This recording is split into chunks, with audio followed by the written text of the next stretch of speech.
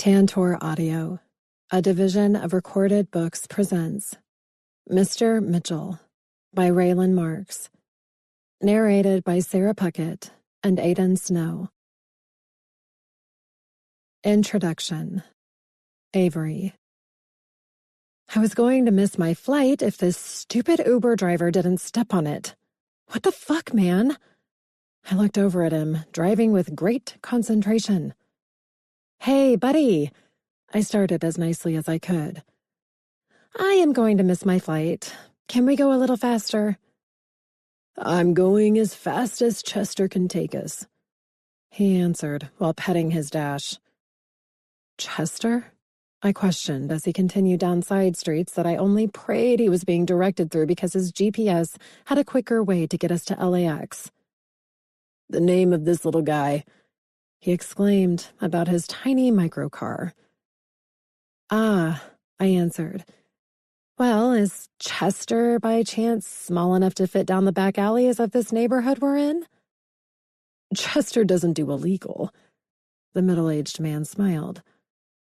Of all the Ubers I could have gotten, it's a guy who named his car Chester that will prevent me from my much-needed week-long escape to London with my foster sister. Here, he said softly, turning to the right. We are, he stated nice and calmly. You enjoy the flight, Avery. Keep the tip. Chester could have done better and gotten you here earlier. He doesn't deserve the good gas. I looked at the man and forced a smile. You're a wacko. I've got your tip. He stopped me from reaching into my purse. No, he frowned. You were too stressed. Chester and I would rather have a good review. Got it, I said, grabbing my carry-on and taking off, never looking back at that crazy scene again. I never thought I'd be sitting here, air blowing on my face and engines running on the plane. I closed my eyes, sitting in serenity, only to have my neighbor, a 2-year-old kid, poke my nose. I was never going to survive this 10-hour nonstop flight to Europe. Ignore him and he'll stop, I thought, knowing this was not the solution. Trust me, I knew my 3-year-old daughter would only take it as a greater challenge. Excuse me, ma'am? My eyes snapped open to see a flight attendant on my left. We have an opportunity for you to upgrade to first class if you'd like to take it. Oh, I said, knowing my wealthy sister had booked the flight on her mileage rewards and I just hit the lottery. I'd love to. She escorted me up to where passengers were seated with more room and luxury. Right here. She directed me to the seat where a businessman sat, staring at his phone. He glanced up, and brilliant green eyes framed by dark lashes met mine, throwing me completely off. Good Lord, I'd never seen a man this handsome before in my life. Guys who looked like this modeled Gucci suits and lived on the covers of magazines for women to drool over. Now I was being seated next to this handsome man on a nonstop flight from LA to London? Talk about a first-class upgrade. Maybe I died from carbon monoxide poisoning when I was driving in Chester. He smiled, stood, and allowed me into my seat next to the window. So, this was awesome. Now I was afraid I'd have to go to the bathroom the entire flight, constantly disturbing Mr. Sexy in a suit, because he was too tall to shift his legs for me to get through. We'll serve drinks once we're in the air, the flight attendant said. Anything you need will ensure you're taken care of. Enjoy your flight, Miss Gilbert. Thanks, I said. My phone rang and it was my sister. God love her. What? Do they instantly send you notification that I accepted the first-class seating on your behalf? I snickered. Hey, Brittany said. Your dickbag ex is giving Mom shit right now. What? I asked. I don't have time for his bullshit. Period. You need to call him. I just left the house. I'll be landing after you, but the hotel suite is ready for us in London. Fine. I sighed and hung up. Please turn off all electronic devices. Fuck, I whispered. Okay, breathe. I dialed out anyway. Sup? Derek answered. Listen, asshole, I growled into the phone. Your parents aren't getting Addison until after I get home. You should have thought this through, he growled. I thought it all through, dick. I tried to keep my voice down. Swear to God, this drug addict brought out the worst in me, and now I was going to get kicked out of first class by Mr. Sexy himself. My mom is staying at my place with her.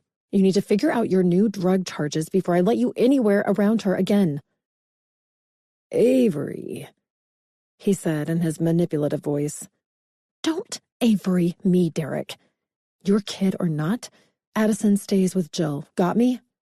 I don't trust your enabling parents, and I don't trust you. Please, God, don't do this to me. I'll do whatever I fucking want. I'm getting a lawyer. You can't afford a lawyer, he sneered. So what's next, Avery? A tapping to my right arm brought my angered expression to the man sitting at my right with a smirk. He rose his eyebrows and mouthed, I can handle this if you'd like. I looked at him in confusion. I couldn't take off and leave Addison, my foster mom Jill, or my mind in this state. Derek could screw me over hard in the week I was gone. I had no other option. Either trust the man dressed like a lawyer sitting next to me to bail me out, or get off the plane. My life only led to option 2, so I decided to go for it with this guy. I handed him my phone. His hands were even beautiful. Excuse me, Derek, he said in a commanding, confident, and supreme voice. Yes. He paused, people staring at us while the plane started backing out. I understand how you'd feel that way, yes. I looked at the man as he frowned. Are you done? Good.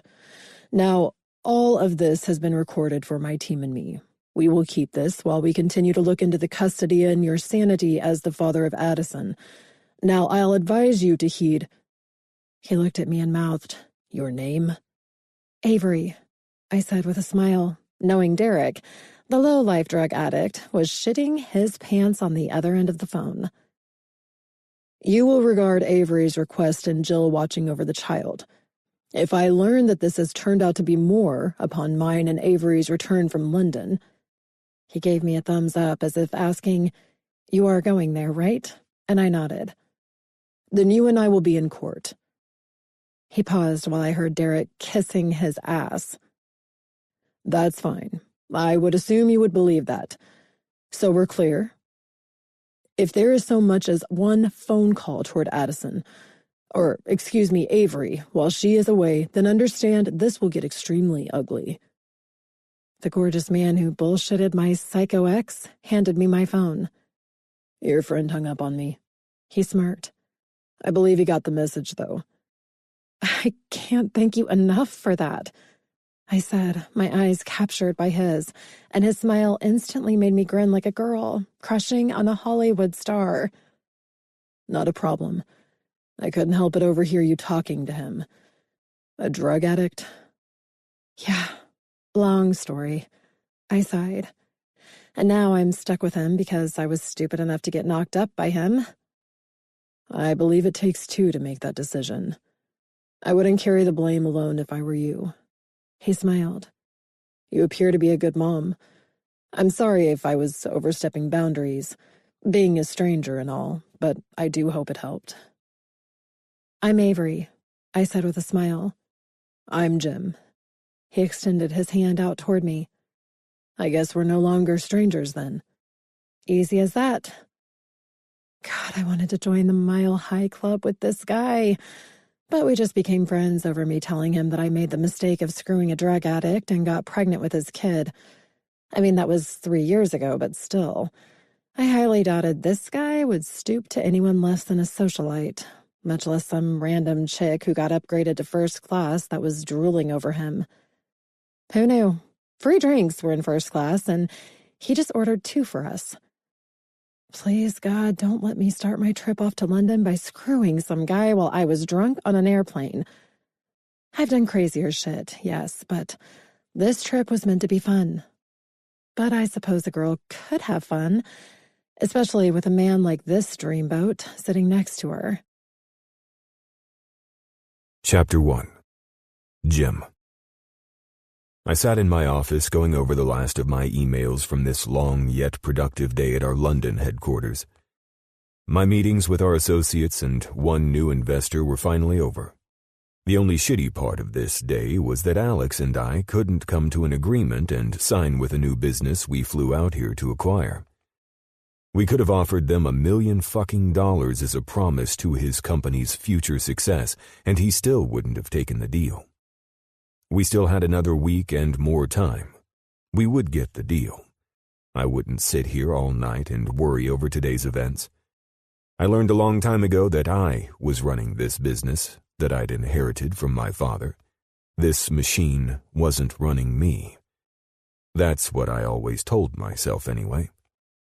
I weaved my pen through my fingers, reading the last of the man's prerequisites on his term sheet for Mitchell & Associates. This guy was a stubborn ass. I had to get together with Alex so we could find a way to close this deal. Our London employees had families too. They had to eat. All of that rested on my shoulders with every transaction we did. A highlight of this particular trip to London was that my brother was here to bring more insight to our new program on behalf of St. John's Hospital.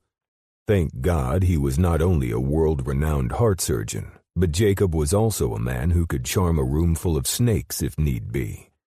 Jake was a genius with his words, and sometimes I wished he would have taken on the family business with me after Dad died. Then again, this was me at the end of a long-ass day thinking selfishly. The world needed more heart surgeons like my brother and probably fewer corporate dicks like myself. Jake had successfully pleased every investor in the room with his presentation to start up an online university, performing live surgeries and instructing students while doing so.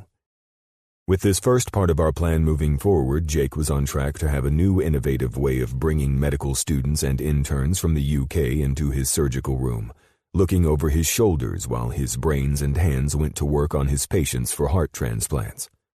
The Heart Institute was finally getting past the permits phase with the city, and once that was operational, Jake would be able to bring in more interns to work under the finest doctors who were ready to come to us. "Mr. Mitchell," my assistant called over the intercom. "Yes, Becky," I answered, pressing the button on my desk phone. "I'm leaving for the day. Before I go, I just wanted to let you know that Adam is a bit concerned about today's staff meeting." "Excuse me?" I said, picking up the receiver. "What did he have to say?" "Well, you walked out of the room with a frown on your face during the acquisition questioning for Middle Group." I rubbed my forehead and sighed. "I'll make sure to have another staff meeting with the acquisitions team tomorrow before I take off to work remotely. Have a good evening, and I'll see you on the next visit." "Thanks, Mr. Mitchell. I look forward to it. Cheers." Shit. Every expression that crossed my face was analyzed, even as I did mundane things like walk to my office. If I smiled, then someone took offense to that and found a way to link that expression to me having to fire someone. If I frown, everyone thinks they are going to hell, and they're going to be out of the job the next day. I'd dealt with plenty of that shit and had to quell rumors before they burned the place down. This didn't just happen at our London headquarters, it occurred in the Los Angeles one as well. It was all part of the lovely job of being a CEO.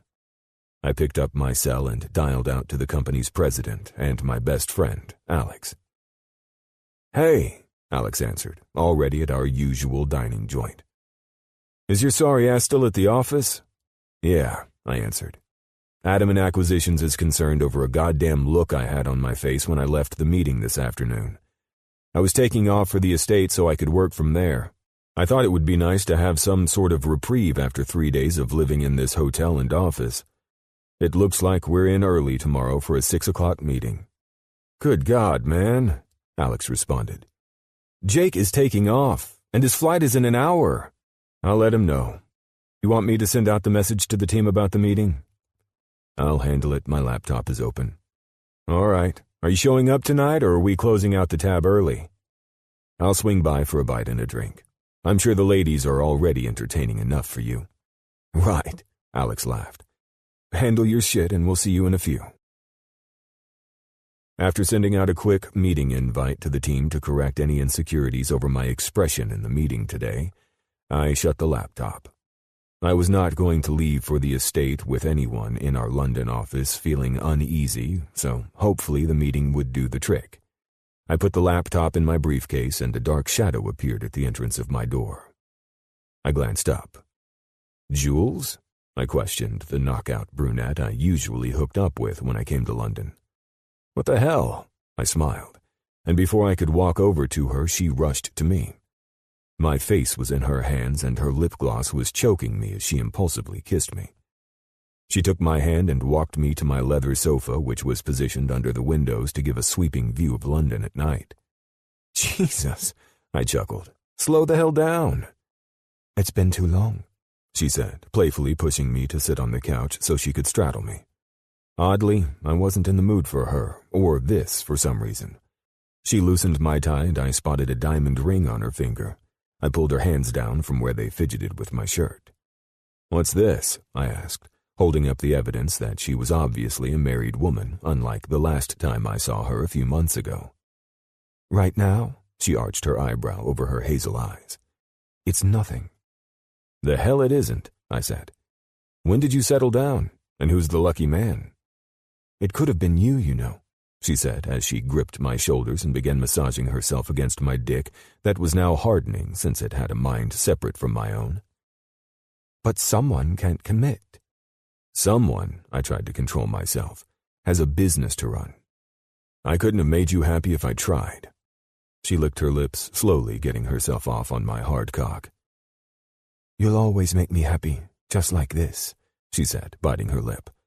I gripped her hips, stopping her from making my dick take over my reason. "Hold on," I said, her eyes meeting mine in some daring and rebellious way. "You got married. You get what that means, right?" "Yes," she said, rocking her hips against my lack of self-control. "It means you won't fuck me. If it helps, I didn't marry for love. It was definitely for his wealth, so it's not a real marriage." "The fuck it isn't," I said. I laughed in response, losing all sexual desire in that moment. "Glad to know the daughter of one of my wealthiest investors went out and married for fucking money." "You expect me to marry a coal miner? I have a lifestyle that I need to maintain. Don't get self-righteous on me. Men and women have been doing it for centuries, so I'm not apologizing for anything." Her breath was ragged, eyes glossy, and lips on mine again. "Fuck. I'm going to come, Jesus Christ." I stood up, leaving Jules on the couch and seeing a wet spot on my crotch. "Is this a goddamn joke?" I looked at her, disgusted with myself for letting her ride me like she did. "Things are over between me and you. You've lost your mind, marrying for money and now getting yourself off on me like that? Fuck." I was in a wretched mood after this day. Would it have been nice to go back with Jules to her hotel room and fuck it all out of my system? Yes, that's why we had this particular relationship. We both fucked for our own selfish needs. But this? No. I felt like a sick, dirty bastard now. "I miss you, Jimmy," she whined with a sultry smile, showing me that she wasn't wearing any panties beneath her skirt. "I have a room at our favorite hotel. I left your name at the front desk. Go out with the guys and I'll be waiting for you if you somehow get out of this shitty mood you're in." "Shitty mood?" I said with disbelief. "You're the one who got married. I'm not fucking a married woman, period. You ended our hotel nights together, so enjoy your room alone. And congratulations on the nuptials." She rose and kissed me on my cheek. "I'll be waiting for you." Very well. Anything to get her the fuck out of my office. The very last thing I needed, especially after my brother's docu-series had thrown the media into our private lives, was this woman who married for money in my life. I didn't need her husband. Shit, who did she marry? If it was someone who came from money and power, chances were I knew him. He was probably one of our investors. Jesus, I had to get her and myself the hell out of this dangerous situation. Once Julia's driver took her away, I had my driver take me to Delia's. Thanks to Julia, now, I had to change into one of the spare suits I kept in the office. The suit was reserved for incidents like accidentally spilling soup down the front of my shirt or having coffee spilled on me, or when a stark raving mad married woman climaxed on my lap, things like that. Once that debacle was behind me, I was at Delia's and walking to our usual table in the corner where the guys were. I sat at the table, grateful the waiter was already bringing my usual drink, the bourbon I desperately needed to help put the events of tonight behind me. "Still pissed that you have to hold the impromptu meeting tomorrow?" Alex chuckled, running his hand over his smoothed back dark blonde hair. "When are you going to cut that mop off your head?" I asked, noting the new style he was sporting. "Yeah, you're still in a pissy mood." He took a sip of his scotch. I pulled my bourbon to my lips after ordering swordfish and steamed vegetables, suddenly starved by the aroma of food filling the room. "Remember Julia?" I asked, eyeing him and Colin, my brother's closest friend. Truth be told, all four of us had been close since college. "Julia Dunlap?" Colin asked. "Yeah," I said, nodding toward the waitress in gratitude for my freshly poured water. "She stopped by tonight." "Then why the hell are you so irritated?" Alex chuckled. "Did Jules break the cardinal rule of you not fucking chicks in your office?" "Fuck off," I snapped. "No, she got married recently, and then she tried to break the cardinal rule." I half smiled at how stupid I sounded with my mandate that I would never have sex in my office. To do so seemed tacky on all levels, though, in my personal opinion. "Married?" Colin practically choked on his gin. "Mm-hmm." I took another sip, letting the warmth of the bourbon calm my nerves after sliding down the back of my throat. "She tried to act as though nothing had changed. Probably because you're the best fuck she ever had." "Funny, Alex," I sighed. "She actually admitted that she married for money, of all damn things." "So he cries into his bourbon because he can't fuck a married woman," Colin remarked sarcastically. "Despite what the media blasted about my brother and me, one thing is certain, we never fucked married women." "It's almost like a curse," Colin snickered. "A billionaire homewrecker? That shit would definitely swing the media back your way again." "No shit," I answered while glancing around the room. Holy hell, I thought when my eyes caught the bright blue eyes of the girl with pitch black hair who was on my flight from Los Angeles. Avery had a nutcase of an ex-husband on her hands, but after she loosened up on the plane, I fell under some crazy hypnotism she worked with those eyes and the stunning sharp features of her face. I would be lying if I said she didn't stick with me, and I wish I'd taken her up on her offer to have sex on the plane. She was only teasing, but I'd fantasized about it more times than I wanted to admit since I'd been in London. Now here she sat by herself in one of the most lavish restaurants around, and one that was not easy to get access to, especially for the type of woman she led me to believe she was. A single mom getting away from her shitty life with a paid vacation by her foster sister. "Jimmy," Alex snapped his fingers at me as I stared at the woman. "Are you checking her out too?" I looked back at the table as my plate was being placed in front of me. "Okay, I guess tonight is a game of memory for the three of us, and I'm the one asking the questions." "Don't tell me you know who she is," Colin said.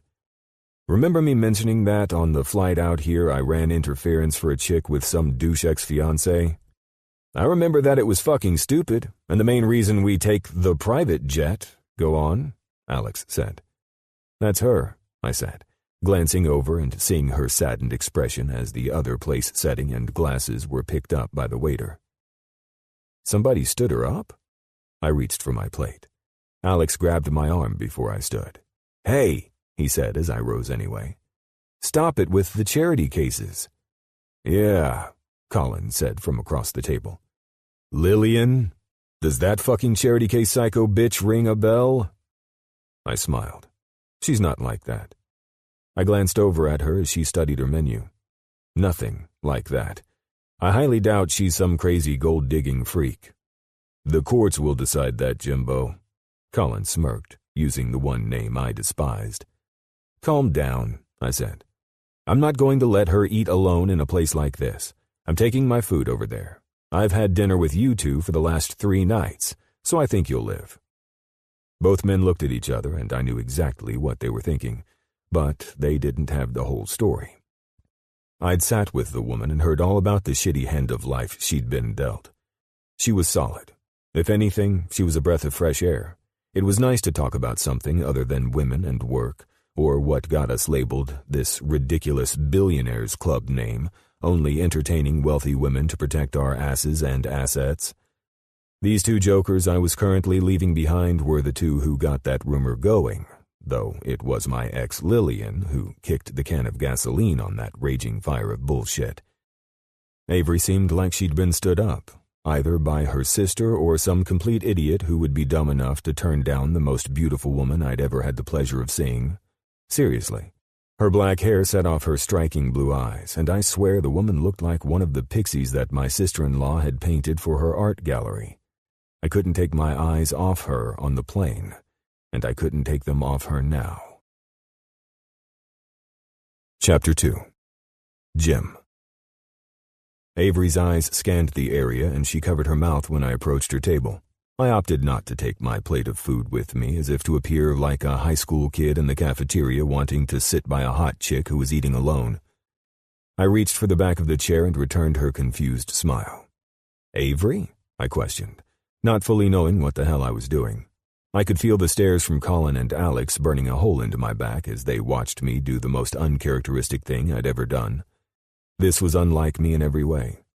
Maybe Jules did fuck with my mind, and now I felt I needed the presence of a beautiful woman to blot out the disgusting reminder of a married woman humping my hard cock.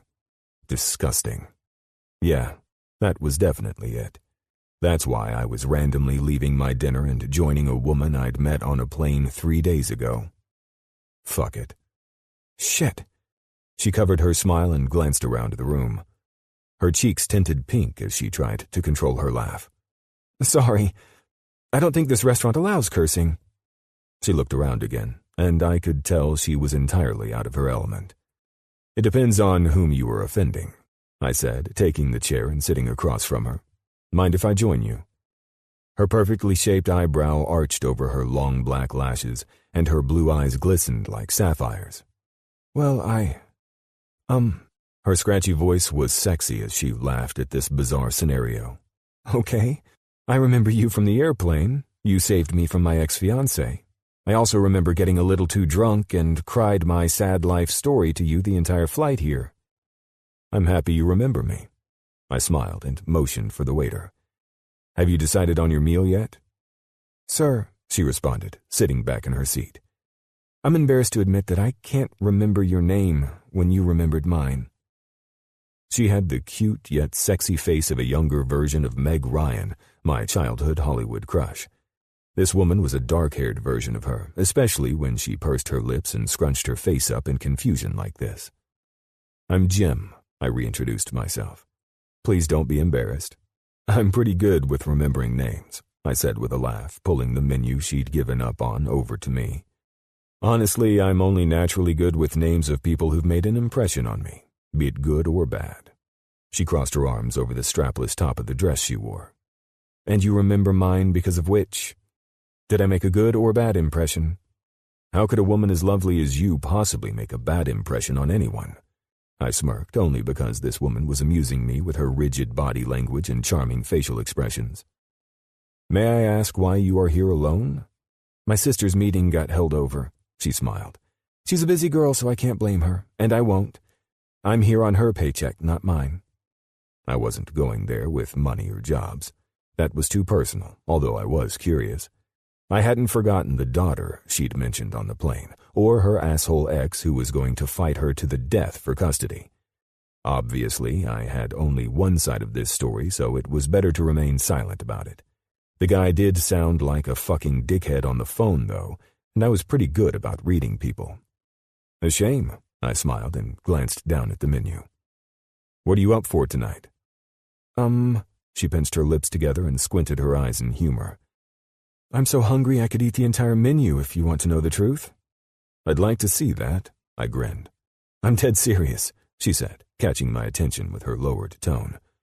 I licked my lips and caught my bottom lip with my teeth. "You're serious?" I leveled her with a gaze, trying to maintain my composure and not laugh. "Dead serious." She leaned her crossed arms up on the table and smirked. "I can't afford more than an appetizer at this place. My sister is paying for the meal." Her eyes scanned the ceiling and back to me. "And this $50 a plate restaurant was her idea and not mine. So she's paying up. But if it were up to me, I'd be at some restaurant near the attractions I was enjoying touring alone and be just as happy." You do realize that even those terrace eateries can be quite costly, especially when you're out alone and someone takes advantage of your purse, correct? "I know the rules." She arched a brow at me, her irises captivating me further. "I keep my passport hidden behind zippers and my cash separate in my wallet."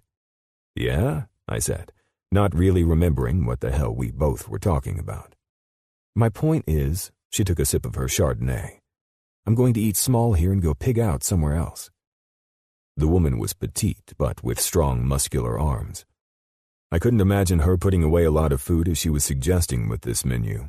The waiter arrived, and I decided not to question it further. "We'll take 2 bottles of your finest wine," I said, and then smiled at her challenging grin. "And it looks like the chefs will be busy tonight." I folded the menu and handed it to him. "We'll take everything they're cooking off the menu tonight as well." The waiter's eyes widened. "Sir," he said, "we will need to move you to another table for that. Our tables are reserved." I pointed to where Alex and Conlon sat at our usual larger-than-most table in the corner of the restaurant, surrounded by windows instead of walls. "Those are my 2 colleagues, and they'll gladly take this table and offer theirs up for the lovely lady and me." "Sir," I smiled at the man. "I know this is completely out of the norm for you, young man," I said.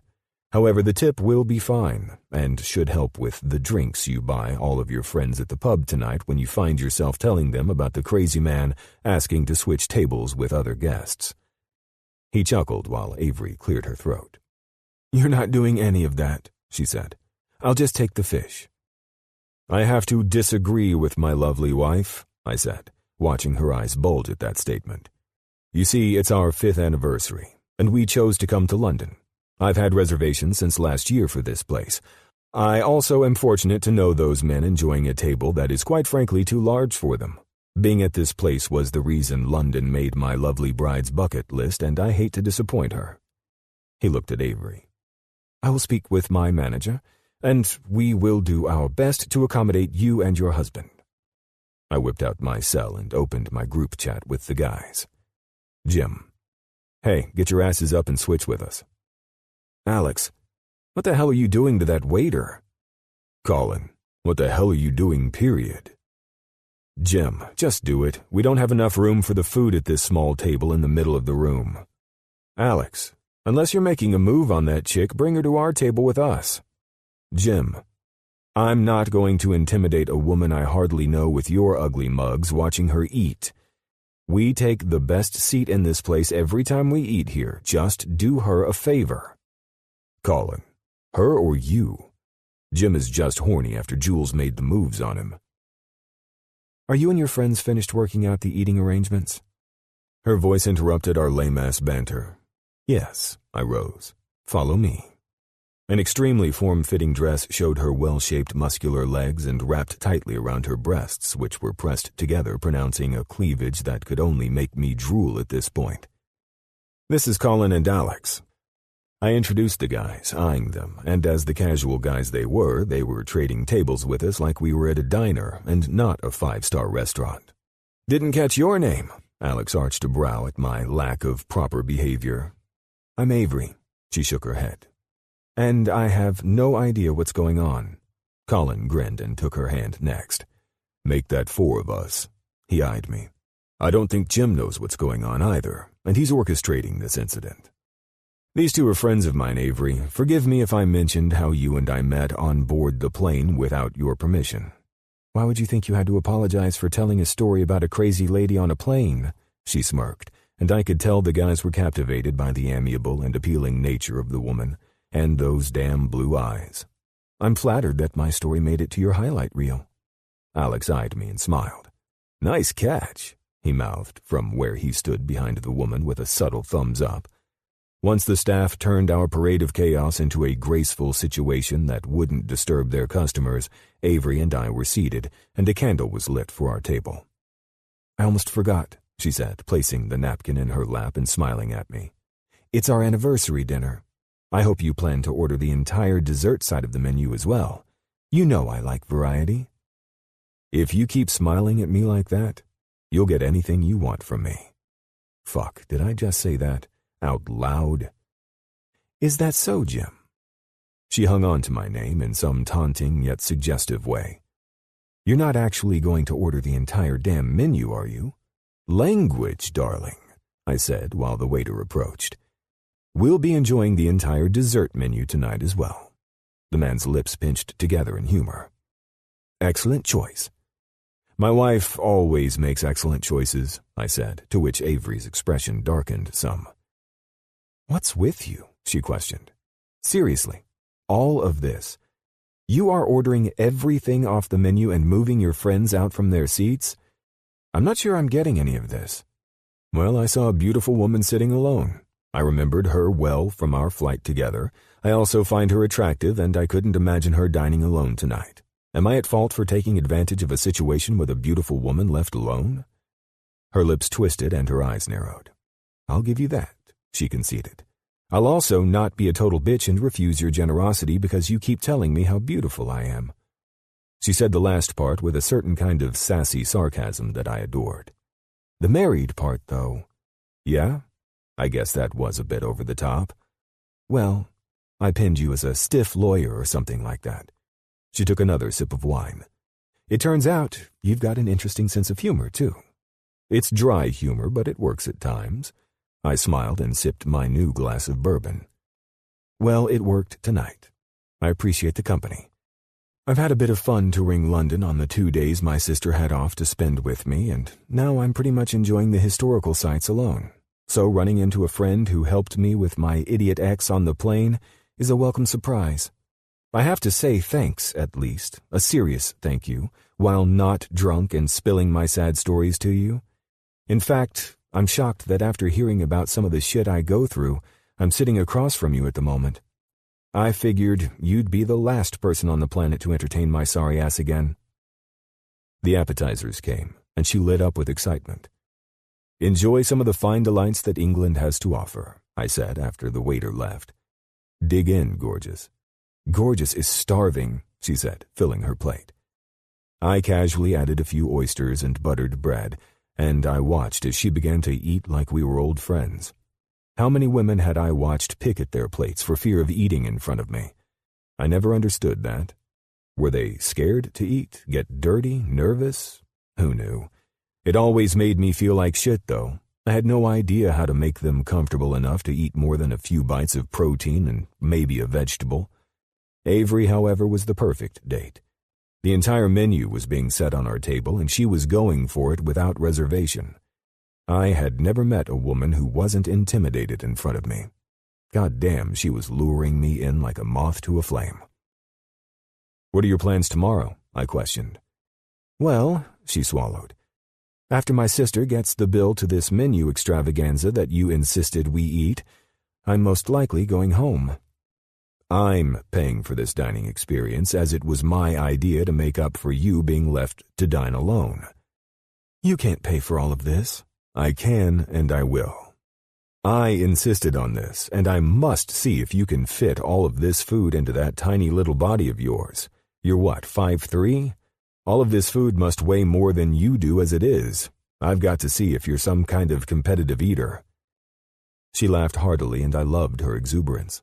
"Trust me, I can throw most of it down," she said, taking a drink of water while I forked a piece of broccoli and placed it in my mouth. "Although I hope they do to-go boxes here. If that's just an American thing, I'm going to be majorly disappointed."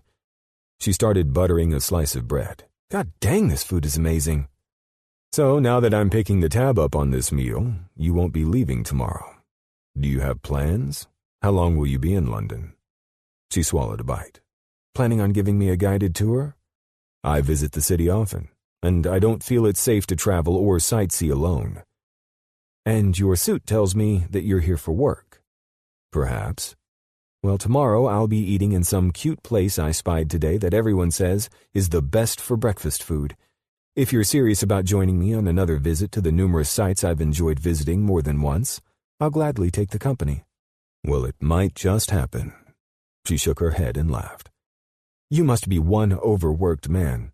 Perhaps we're at the breakdown part of working long and hard hours." "You're my wife, and we're celebrating our anniversary, remember?" "Good heavens, Jim." She scrunched her face up again. "It's Jim, right?" "Yes," I smiled, surprised that she was still going hard on the delicacies surrounding her. Where the hell did she keep all of this food?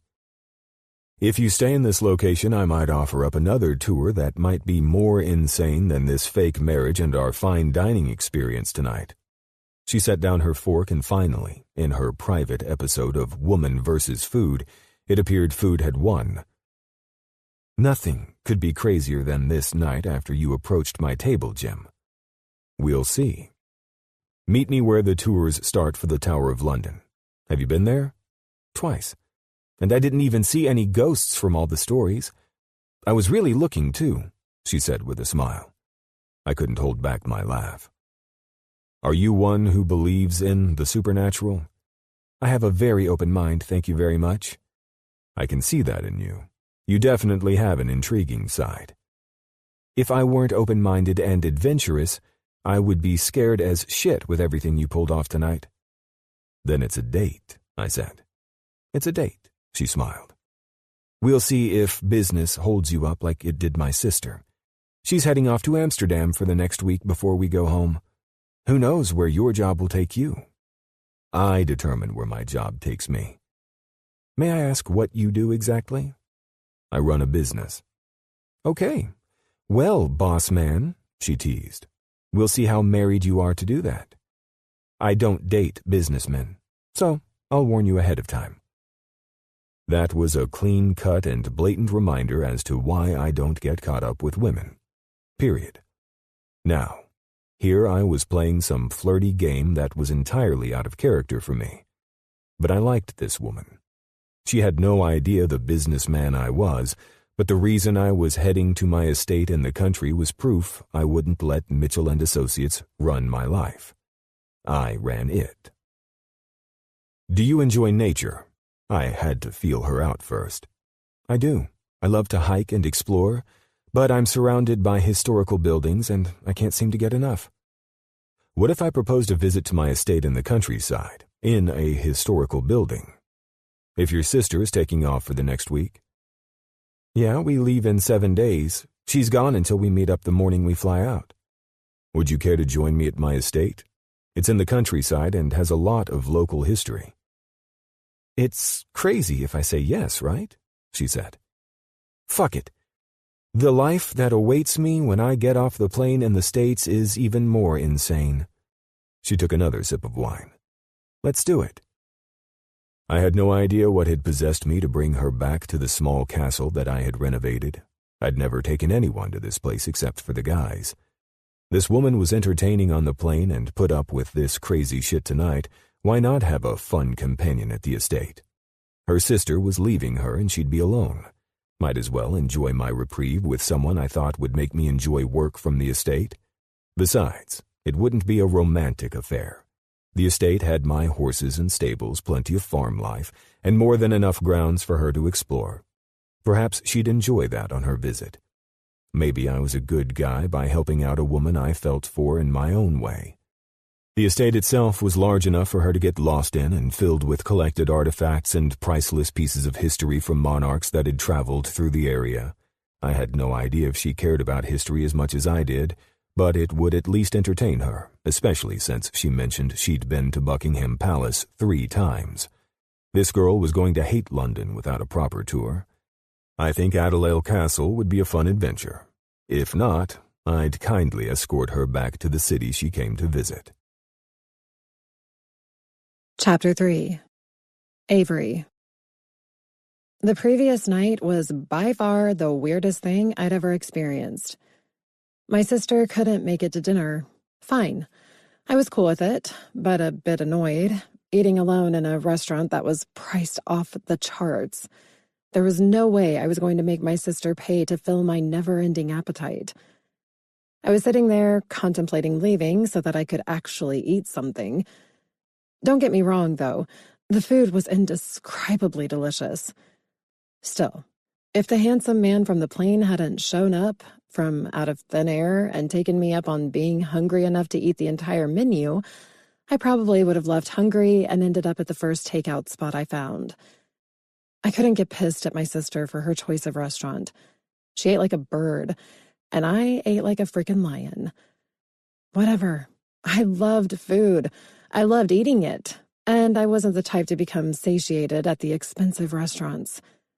The obviously rich guy in his perfectly tailored Tom Ford suit got to see that side of me, too.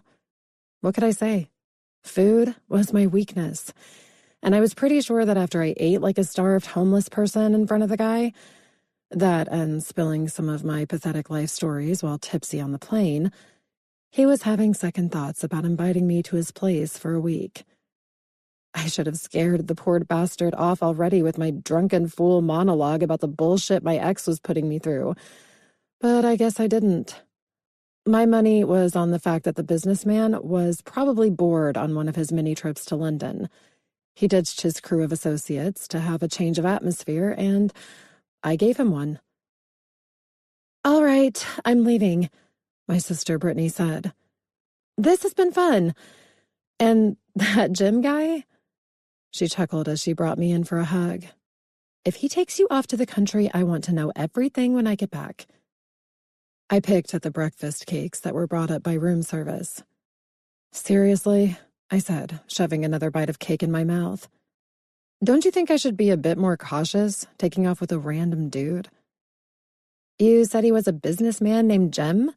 she asked, checking through her matched Louis Vuitton luggage. "Yep, Jem." She pursed her red lips. "That doesn't help. Maybe a last name?" "No last name, just friends he had with him." "Maybe I know their circle," she said. My foster sister ran her own skincare line and had become a self-made millionaire almost overnight. A company had come in and acquired it, taking everything on, and now she toured the world promoting it all. That's when she became the wealthy woman she was. Unfortunately, we still had some trust issues. Her mom tried her best to raise me, but I certainly didn't make it easy on her. Between doing drugs with my surfer pals and running away to live in a bus in Santa Cruz for a few months, my credibility was shaky as far as she was concerned. That life was far behind me, but relationships were complicated, especially the family relationships that define us. My sister had warned me about Derek, but I just couldn't seem to stay away from the bad boy. His hazel eyes and dark hair pulled me in, and his sense of humor and charisma kept me around for too long. I only wish he could have given up the drugs when I did. His drug use took the darkest turn imaginable, and he couldn't sober up or admit that he had a problem. "Avery!" She snapped her fingers to get my wandering attention. "Who were the friends?" Two guys. One had dark blonde, slicked back hair, like a younger version of Johnny Depp. I think his name was Colin or Alan, I said, rubbing lotion on my legs. "I don't know. I just know Jem could afford every item off the menu at your fancy restaurant." "Colin, Jim, and Alan?" She sighed. "Damn, it doesn't ring a bell. However," she smirked, "I'm sure you have nothing to worry about. I know how you eat when you insist we go to those pizza buffets, so you'll probably never see him again." "Well, I definitely made for an expensive date," I laughed, adjusting the towel that was wrapped around my head. "Well, if you take off with the guy, let me know where the hell you are, please," she said, grabbing the room phone and pushing a button. "Yes, I need a valet to bring my luggage to the car, please." "I'll text you when I get there," I said when she finished calling for the valet. It couldn't be worse than me running away from home and living on the streets, could it? "Let's hope nothing will ever be that bad again." She flipped her unnaturally red hair over her shoulder. "The man is American," And from what you told me about your small interlude last night, he seems like a businessman who probably wants you as his kinky sex toy at his estate. Oh, God. I rolled my eyes. He watched me eat last night, so I'd be surprised if he had any sexual desire for me at all. She laughed. Okay, I'm out. Call me, update me, and keep your tracker on that phone, whatever you do. We already talked about my opinions of how odd this is, but God knows with your rebellious streak that if I tell you not to do something, you're going to do it just to prove I'm overreacting. I wouldn't do that. I'm not a teenager anymore, you know. Part of me wants to take him up on his offer, not just because he's sort of funny and stupid fucking hot, but because I want a crazy-ass memory to take home with me. Even if it costs you your dignity and life? I'm not an idiot, I said, standing firmly, backing my case. One day you'll learn, Avery. Just remember, you have Addie at home. Feel this man out for safety purposes before you act like you're not a single mom, okay? We hugged. She left, and her words started to weigh on me. Am I a complete moron for considering this? I was getting way too caught up in my vacation, and I wasn't thinking about the most important person in my life, my daughter. It was such a refreshing feeling to be here and make an impulsive decision, thinking of no one but myself. I hadn't had that luxury since Addie was born, and feeling so careless and free was intoxicating. Shit. I might as well go home now that I'm fucking thinking about Derek again. I did not doubt that son of a bitch would find a way to get his family to back him, getting a lawyer so he could take Addison from me. He wasn't going to quit. My problem was that I'd given his ass too many chances. I was a fool. How could I allow that piece of shit around my daughter for as long as I did? Coming home from work and finding him passed out on the couch while he was supposed to be watching our then 1-year-old child was the final straw, although there should have been so many last straws that came before. That time I couldn't overlook the 5 fucking cigarettes that had been lit at the wrong end, sitting on my burning gas stove while Addie was in her room, and he lay unconscious as my house was an inch away from burning down. He had been so out of his mind that he didn't even know he was lighting his cigarette backward, 5 times in a row. That situation created a terrifying question for me. What if the authorities took my daughter and put her in the system because I left her in the care of her drug addict father? I allowed him to live with us. I did that. But there was no way I was allowing Addison to grow up in the system as I did, over my dead body. I had to stop thinking. I came out here to get away and take a breath from it all. I was heading right back down my self-destructive road of feeling like a shitty mom for believing my ex and all of his manipulative lies. I needed to get out. I brushed out my hair and dried it as quickly as I could. I slid on fleece-lined leggings and an oversized sweater and flats, grabbed my purse and headed for the door. I didn't even check the clock or finish putting on my makeup.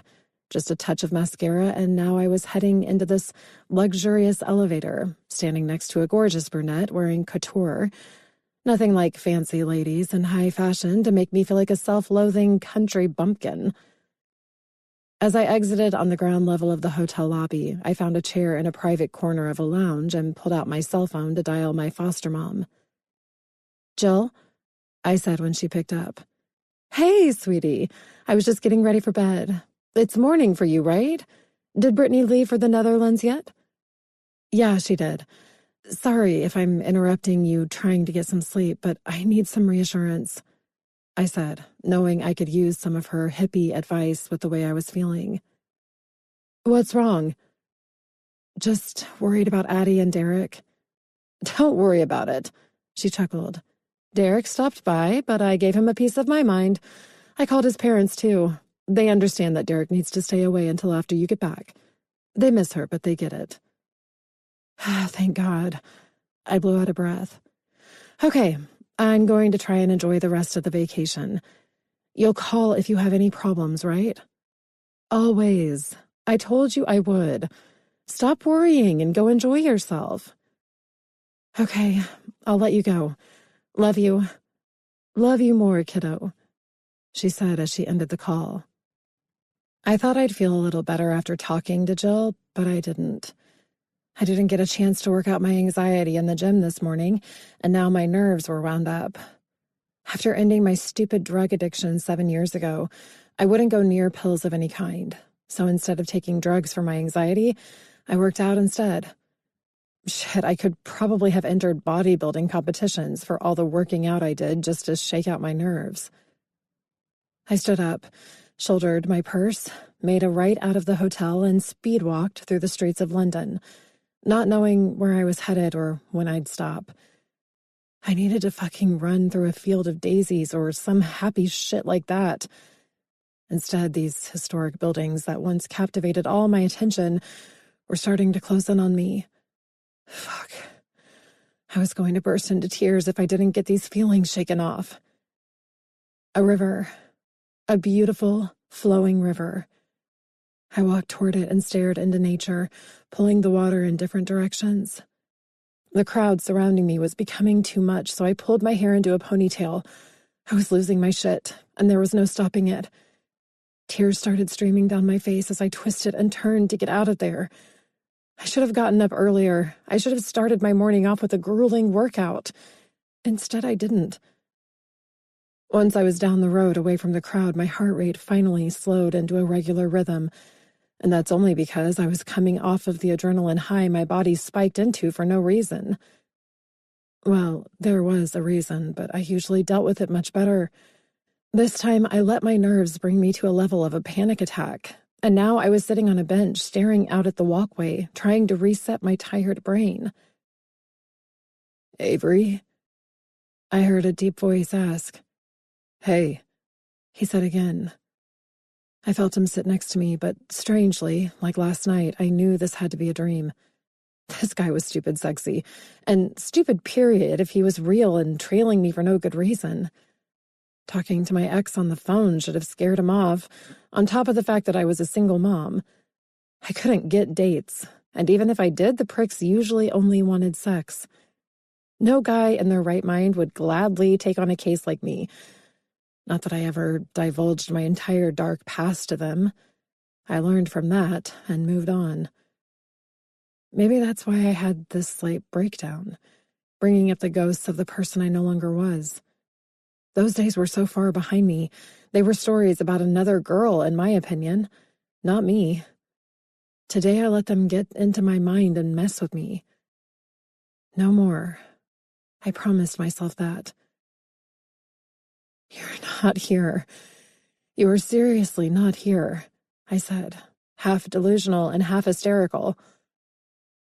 "Well, that's news to me," he said, and I jumped when I felt his hand on my back. "You okay?" "Bad morning," I answered as I looked at him. How do his shades make him look even hotter after covering up those emerald eyes? "I'm guessing you didn't get the fill-up of breakfast you desired so greatly last evening," he smirked. I couldn't take my eyes off him. His lips were framed by his perfect face stubble that, after seeing him in his gray suit, I would have assumed he'd have shaved this morning.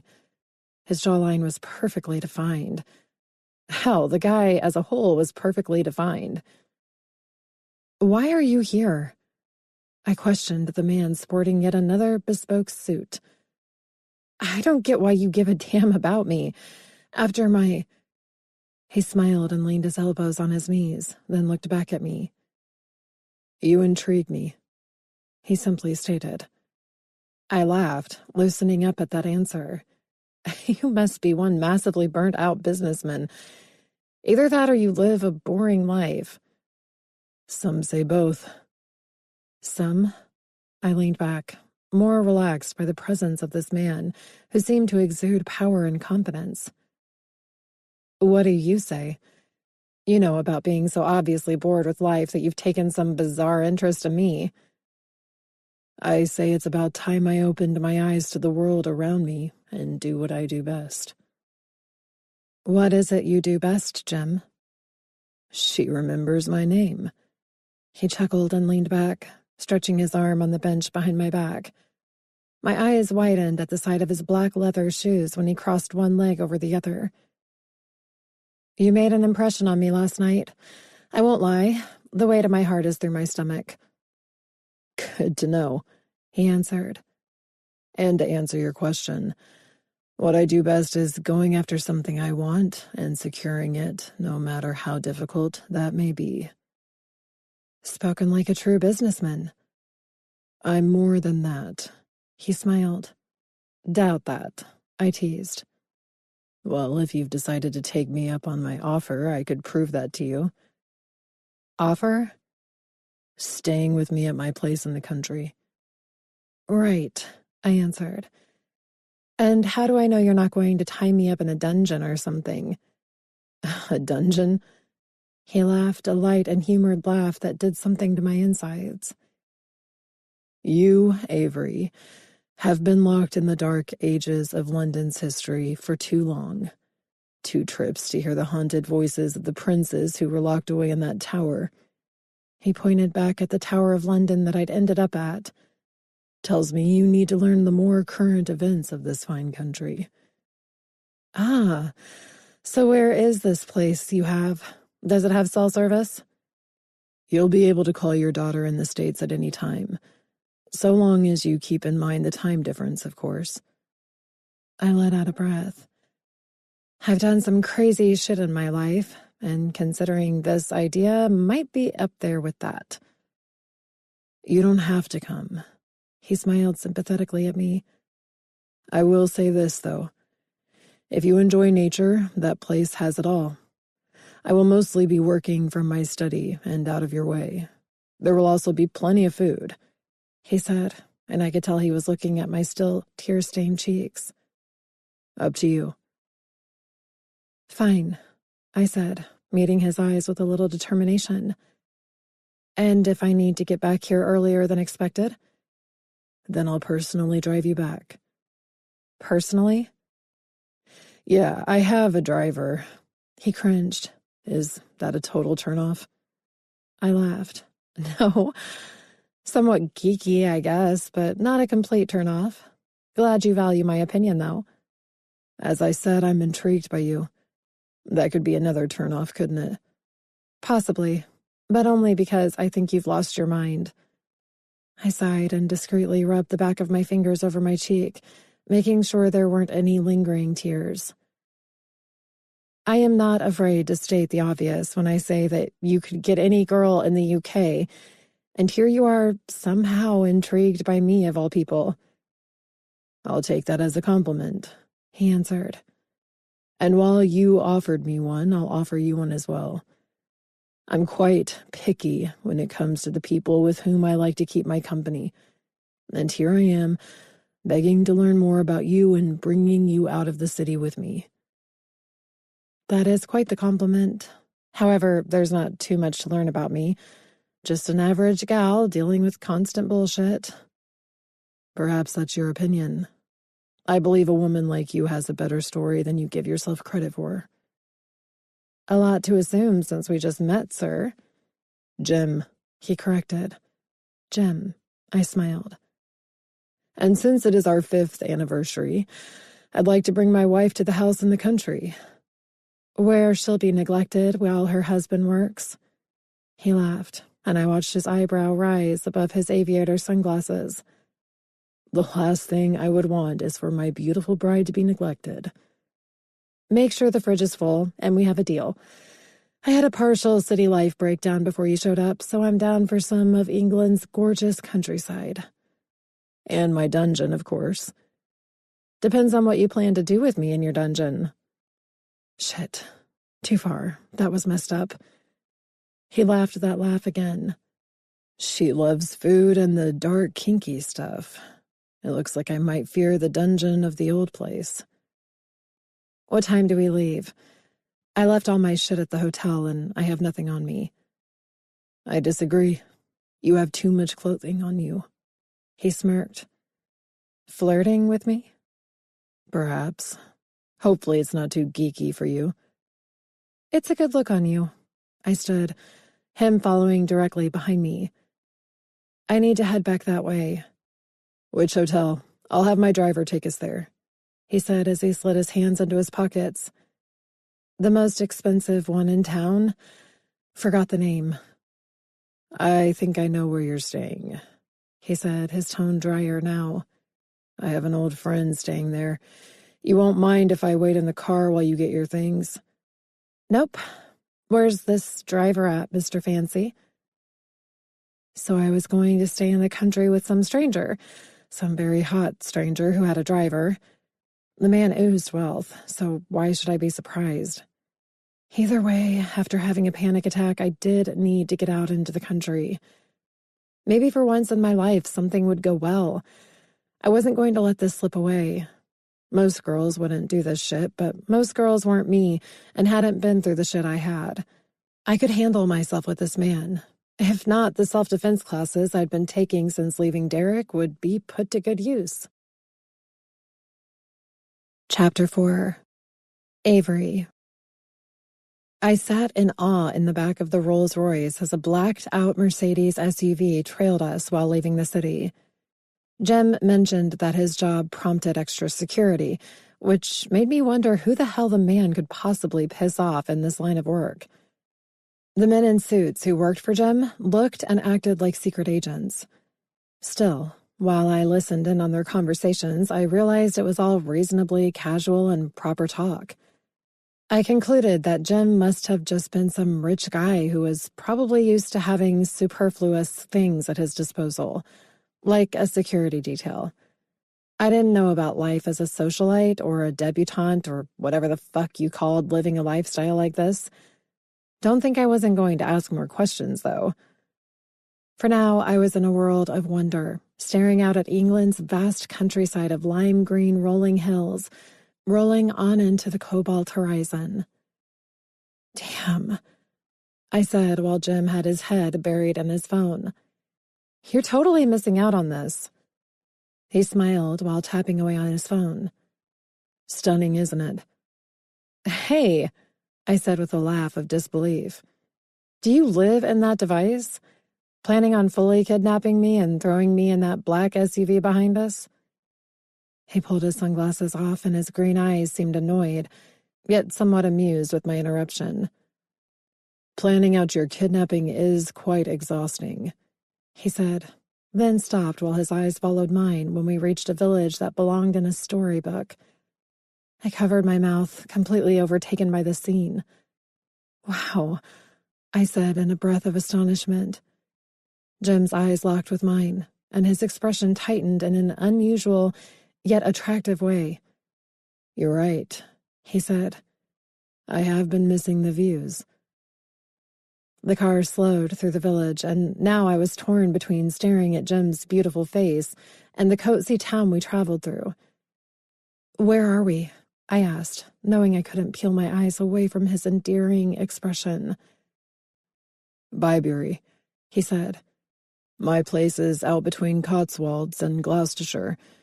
There's a ton of history here, and a lot from the Tudor era. It's what makes this village so noteworthy, in my opinion.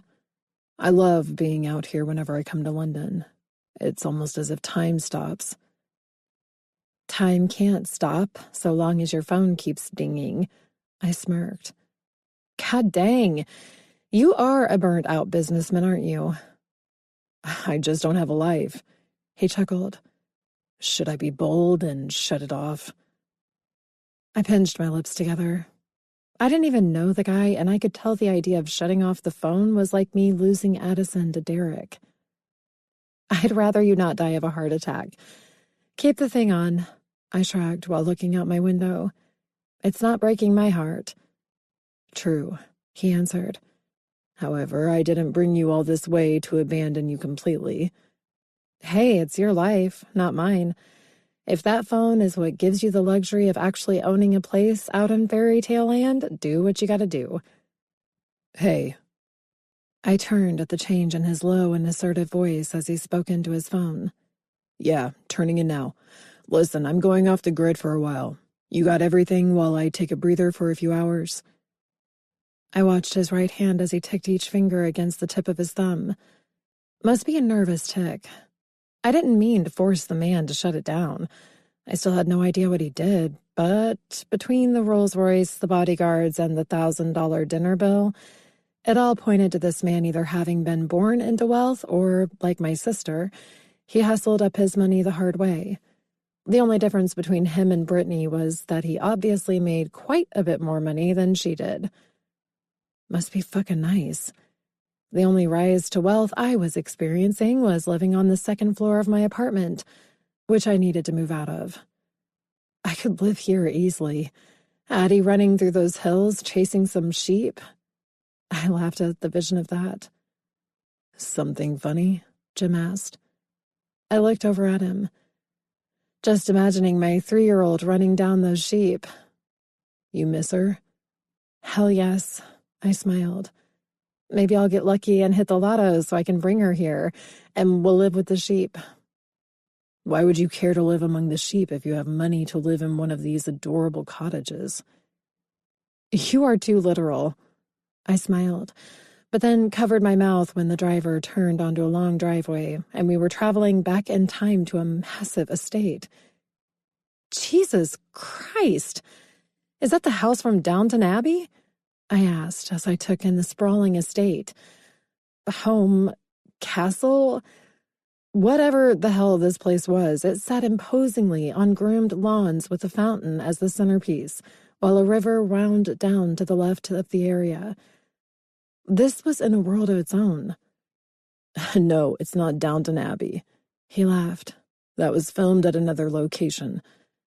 I've turned down quite a few offers because I prefer the privacy of the place and don't want it to have any publicity. You wouldn't believe it, but all those gray stones that make up the house were nearly in ruins when I determined I wanted to keep this place and bring it back to life when I inherited it. Jesus Christ, I said as we stopped, and the staff walked out to meet us. Sorry, change of subject, but are you serious? Is this place real? Are those butlers? He smiled and opened his door. They're the ones who keep this place alive. Why they feel the need to walk out to greet me, I don't know. I don't request it, but they do it every single time. It is quite an honor, though. God dang, Jim. You're like a king in some castle out here. As I said, time appears to stand still when I come to visit the countryside. I do hope you enjoy a little history, as I work to keep this home as close to that as I could. I stepped out of the car and suddenly felt like there was no way I belonged here, or with him, or anywhere near something this endearing. You hungry? Mind switch. Starved, I said. Is food awaiting us, kind sir? More food than what was presented on the menu. I could easily move in here. In fact, maybe I will let you kidnap me. He chuckled. Well, my phone is off and my friend Alex is taking all of my business until further notice, so I believe I can plan it thoroughly now. Funny, I said, walking up stone steps, watching the gentleman take our luggage out of the trunk for us in disbelief. Does everyone always do shit like that for you? He smirked as we walked into the house. It's no worse than having a bellhop handle my belongings at a hotel, is it? Guess not, I answered, fully engrossed in the era I felt I was thrown into by this place. Oh my God, this place is like a museum. I'm happy you approve.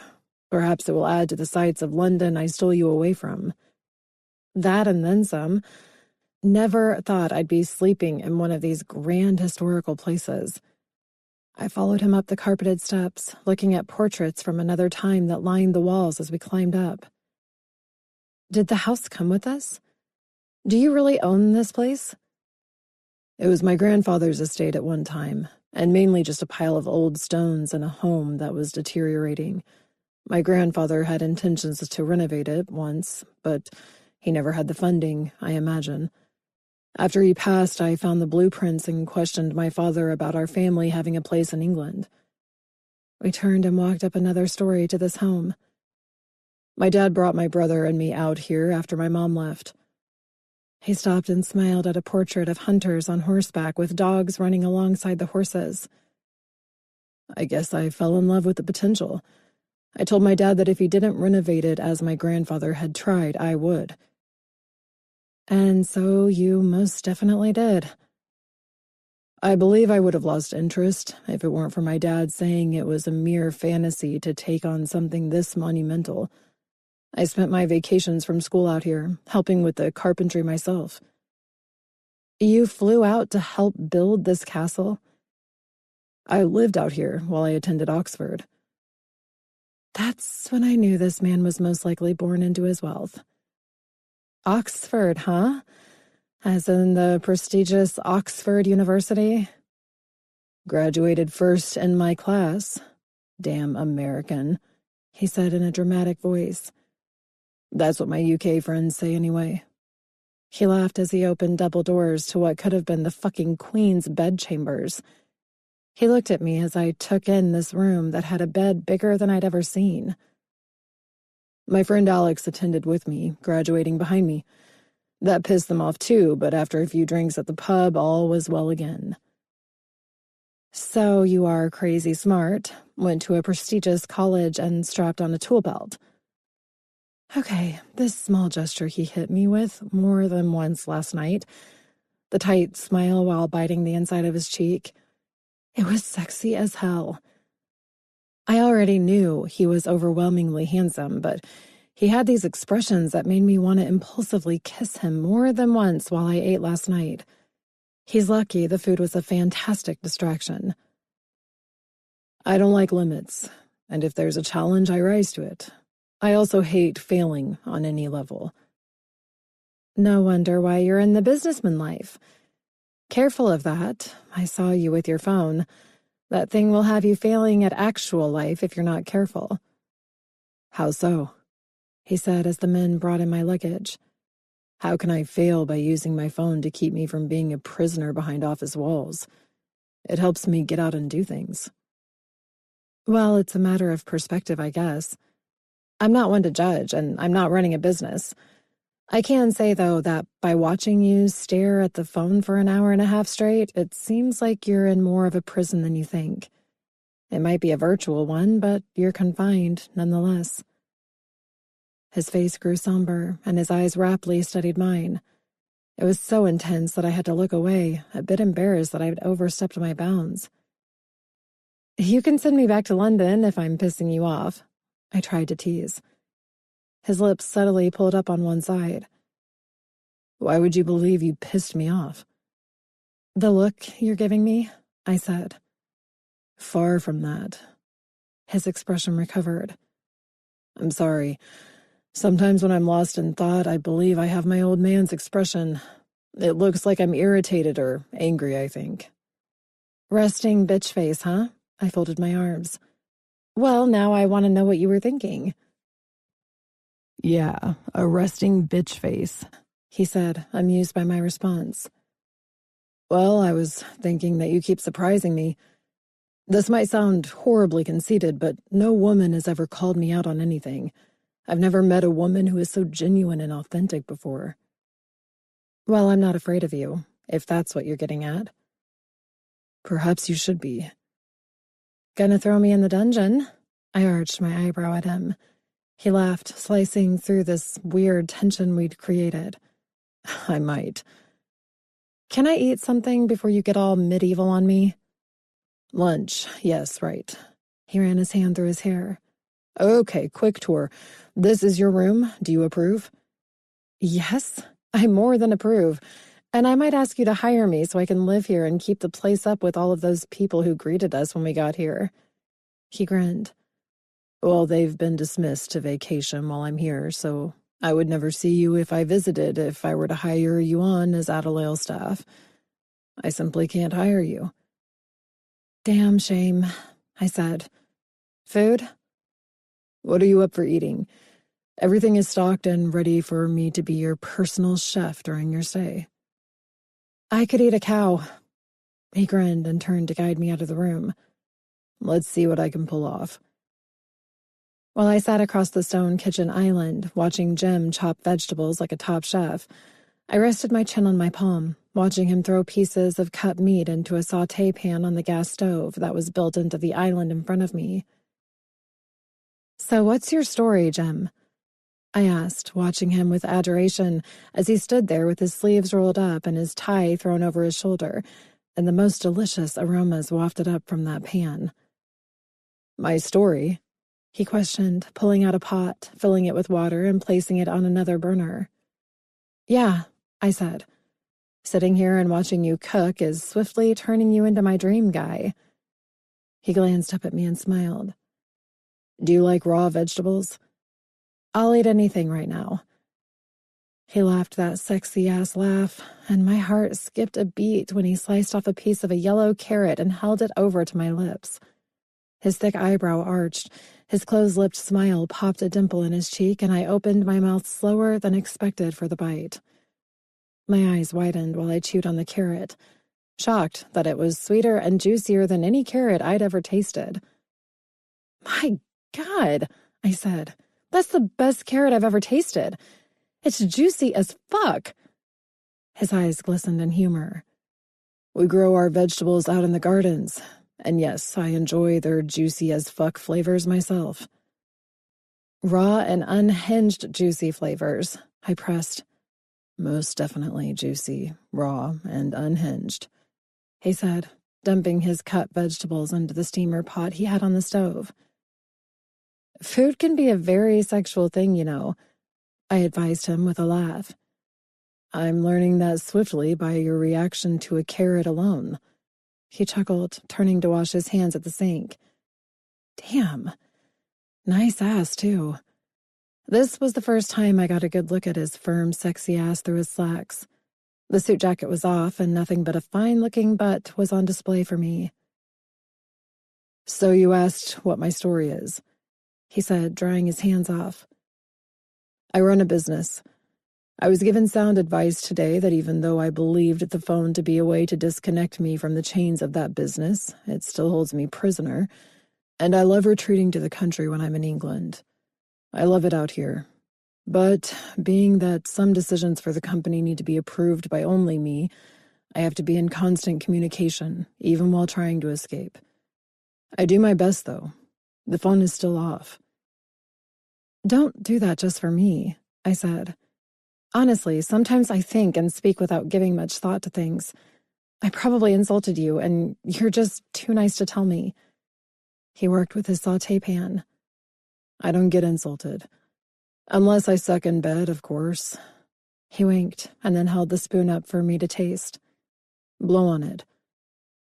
Getting strangely turned on by watching him cook, seeing his ass and hearing his underhanded way of bringing sex into this, I licked my lips and then took a bite. All I could do was roll my eyes and moan in response to the tender, flavorful meat and the onions that he'd caramelized. Holy hell, he said. Your moans are telling me that I'm having a foodgasm. I swallowed the bite, and he laughed. A new term. I like it, he said, turning to grab plates. We might have to eat in separate rooms if you're going to make those sounds while eating. Let me help you with the plates, I said, coming around the counter. Funny how I love food more than anything, but I can't cook worth a damn. Well, I'll make it my mission to teach you the art of cooking while you're here. That's if I make it through eating this without moaning through every bite. If you think moaning over my cooking is going to end you, trust me, I can make you moan over much more enticing things. Back to sex talking. You're the one whose moaning is making it difficult for me to cook.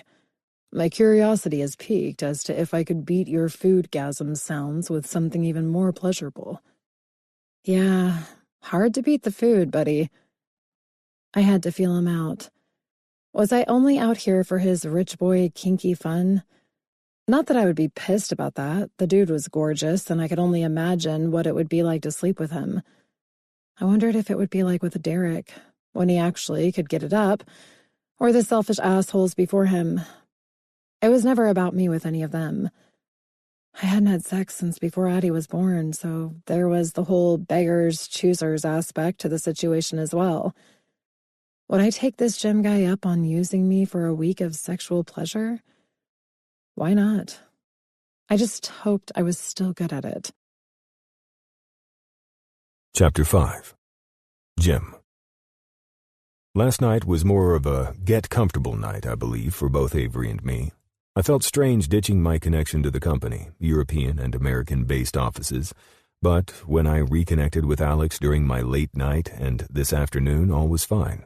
In fact, we both determined it might work for me to have a few days of not being glued to a phone or computer.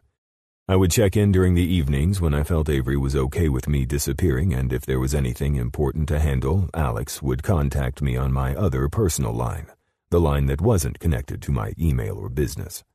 God only knew how I'd handle this disconnect. I was a control freak with that company, and even though I knew that Alex could run it well, I had my concerns about pulling back like this. I didn't honestly know why I felt compelled to take this time away from work. I wasn't burnt out. But Avery had brought to my attention the fact that I was chained down by the phone whether I was inside the office or outside, and fuck it if she wasn't right. It was why I didn't have a life. It's why I had a driver take me everywhere, and it's definitely why I wouldn't be able to learn jack shit else about this woman who seemed to lighten me up when I was around her. So that was it. I was checking out, taking a mini vacation, and actively trying to get to know this woman who'd captured my attention. My morning sprint came to a halt when I spotted her, running on one of the hills. She seemed to stop at the same time I did, and we both jogged through the meadow of my 100-plus-acre estate. "Did a ghost chase you out of the house?" I asked with a smile, catching my breath. She laughed, leaning over her knees. "Why would you ask that?" She turned her head up and squinted at me, smiling. I loved her sexy, scratchy voice. "I believe it was you who called me a poor host to allow you to sleep alone in what you believed was a haunted room." She rose and laughed again. "That was the booze talking. And to think, I almost fell for it and took advantage of you while under the influence. Well, I wasn't that drunk. I might have been half serious and wanting more than just your badass cooking." "Fuck me." "Don't tempt me," I smiled. "As I said, I hate to fail. And to fail in my new role as a host would piss me off." "You're too much, Jim. Seriously, though." I looked around at the morning sun spreading its light over the peaceful land. "What are you doing out at 7 in the morning?" "I was up at 6, and I took off for a run, if you couldn't tell by the sight of me." She looked around. "It could be the best morning run I've had in my life." "Looks like morning runs are another thing I'll be sure to join you on." "Yeah, of course. I'd like that." "Here," I said, leading us over to a walnut tree. "There's nothing like experiencing a sunrise in the country." We sat next to the tree and I reclined against it. "So," she said, not feeling ashamed to sit on the grass and dirt next to me, "I wonder what the history is with all this land. Like, if you could put on binoculars and travel back into time and see what was happening out in those fields." "Time-traveling binoculars?" I chuckled. "Why not?" she shrugged. "You look through them and see what was taking place during a certain period in time." "Which time period would you wish to look out and see on those lands?"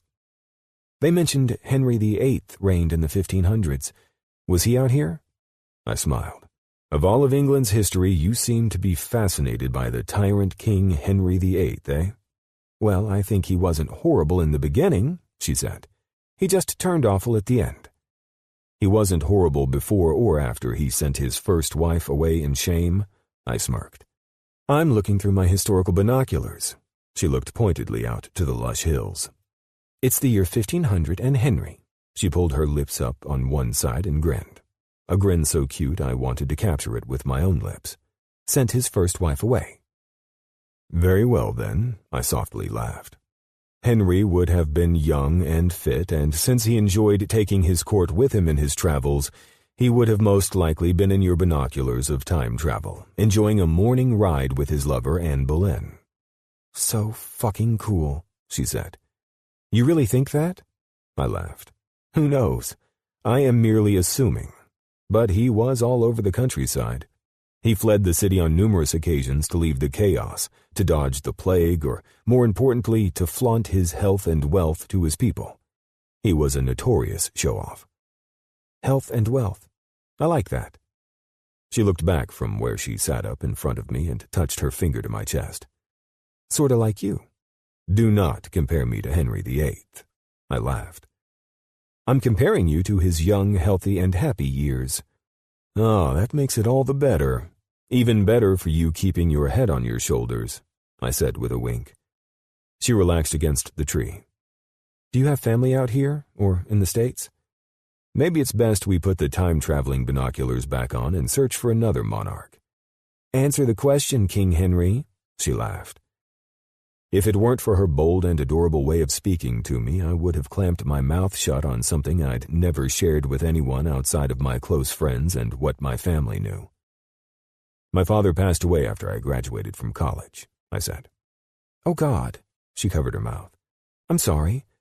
You look like you're maybe about 5 years out of college. Was it recently?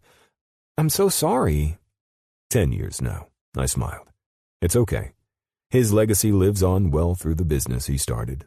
My brother and I have done everything we can to honor him through our actions. I think, hopefully, he would be proud of us. And your mom? I don't speak that woman's name. The words came out harsher than I expected they would. Sorry, I didn't mean to snap.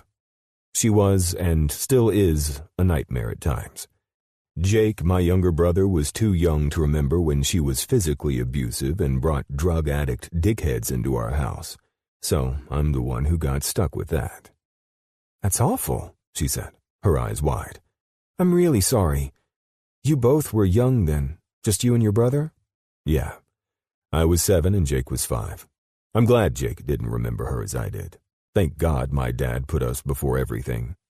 He had a surveillance system secretly installed and caught her fucking druggies in our home, forcing Jake and me to stay outside until she got her goddamn drugs and whatever the fuck else she wanted. It was a nightmare. I shook my head. Sorry about that. I never speak about her to anyone, not even to my brother. She's a piece of shit. And I should have left it at that. Is that why you took the phone from me on the plane?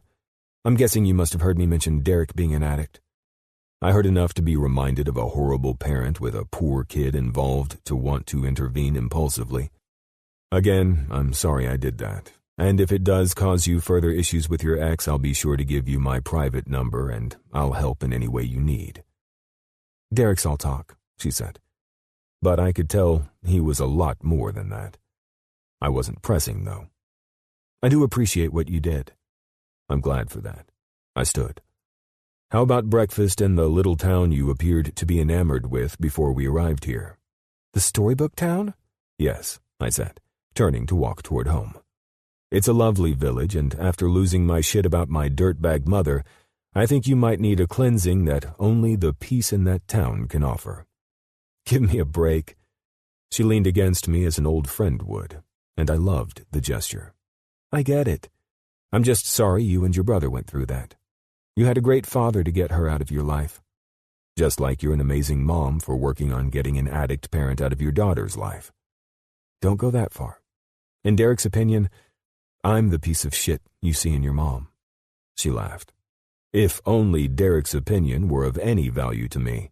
I smirked, prompting her sexy little giggle to lighten up the demons of my past I'd brought into play. I needed to slow down. I was getting too close, and it was just through simple conversation with a woman I enjoyed. Chapter 6. Avery. Jim brought me into the most adorable town, and I was at a loss for words. I couldn't speak for nearly 20 minutes as he trailed me, walking along the banks of the stream. Across from it were the most adorable stone houses. This place wasn't like anywhere I'd ever been. That's Arlington Row, Jim finally spoke. That honey-colored stone is remarkable, isn't it? It's all so beautiful. The mallard ducks, I chuckled. Everything. We can continue, or perhaps you're hungry. I covered my stomach with my hand. Wow, I think I forgot about food for once in my life. A small village steals her interest from food, and here I thought I could somehow do that. Flirting again? A mob of tourists like myself flocked over the short bridge Jim and I wound up on while I cruised through the area, taking in nature. Jim seemed to grab my hand instinctively, and the romantic feel of this place had me falling into this gesture without reservation. His steady hand sent some crazy vibes into my energy field through the contact alone. I smiled up at him and intertwined our fingers. I thought you'd never bring romance into our special anniversary, I said after he gently closed his long fingers around my hand and looked at me in confusion. Forgive me, darling, he said after a man who was occupied with his camera shoved me into Jim. Fucking tourists. You know I'm a tourist myself. I eyed this new expression I hadn't seen him wear. It was like the badass who hid behind this kind man surfaced, and anyone who met that gaze would end up in trouble. Jesus. What's that? He said in a low voice. I tugged on his hand and pulled him off to the side. I couldn't resist but to stand on my toes and run my hands on his face. You look like you're about to go scorched earth on someone out here. His hardened expression softened, and I could swear I heard him softly sigh as if I'd exorcised a demon that hid inside, and I just hadn't met that side yet. Sorry, he said, his eyes turning back in the direction where it seemed a circus of people had shown up. It pisses me off when people can't be considerate of others. I'm cool with it. Or are you the overprotective husband in this little game we're playing? His face contorted into a softer look. Let's go eat. He seemed to force a smile on his face. The lack of manners from those individuals is enough to drive me mad. Drive you mad? I teased with a dramatic expression. We started walking toward another path, no longer holding hands, which sort of sucked. It felt nice to have that moment, but if the guy had anger issues, I'd rather push him a little to see what he'd do. It might not be the smartest move, but I preferred to know what I was dealing with sooner than later. Jim surprisingly grinned. Mad. You know, insane, he said. Yes, I do know insane. Maybe you're just detoxing from the phone. I haven't seen you on it since before we left the house. Castle. Jim shook his head and ran a hand through his hair. Maybe that's the problem. I'm a bit of a control freak, and I'm sort of wondering if my business is falling apart by now. Is it a small, big, or massive ass company that's worrying you? It doesn't matter the size, he said as I tried to keep up with his long strides. Things can go south with just a text, call, fax, or email. In 3 goddamn hours? He tightened his lips, and I saw the corners of his eyes crinkle in humor. It could happen in 3 goddamn seconds. He arched an eyebrow at me. So it's sort of like the bullshit that swings my way at any time with my druggy ex? Possibly, he said. Shit can go sideways, and it could be happening at this very moment while we walk up to this restaurant. Why don't you tell your driver to come to get you before the world collapses? I was only trying to give you a hard time, but it seems like you're not having a good day. I eyed him curiously. Seriously, I'm not about to ruin this trip because of a guy who can't let work go for a few hours. Really? He leveled me with a stare that made me take a step back. I met him with a look of my own. Really? I raised both eyebrows. You don't have to stop everything you're doing to keep me entertained. I have enough money to get back to London. I certainly don't want to hang out with someone who's so stressed out that they're going to act like a killjoy. I watched him roll his tongue over his teeth behind his tight lips. So that's that, then? I guess so. A divorce, and you're going to take half the company, I'm sure? I looked at him with wide eyes. I'll take 90%. I could see the smile he'd been trying to hide since the mocking started. All over a fight about my phone habits? The sex sucks too, I said. Jim closed his eyes and worked to keep his smile away. I was cooling it because people were starting to take notice of us. The sex sucks? He questioned, much louder than I expected. I glanced around, smiling uncomfortably. Just drop it. How can I drop something that you were begging me for last night? Fuck. Jim, I mouthed with a smile of disbelief. We are done here. I tried to defuse him, though trying not to laugh now. Yeah, that's what I thought, He continued. That's not the real issue here, is it? The real issue is you're causing a scene, I said, eyeing the people sitting on the terrace with surprised eyes, trying to conceal their own laughter and smiles. I disagree. You see, the real issue is that we're on our honeymoon and you just declared that sex with me sucks.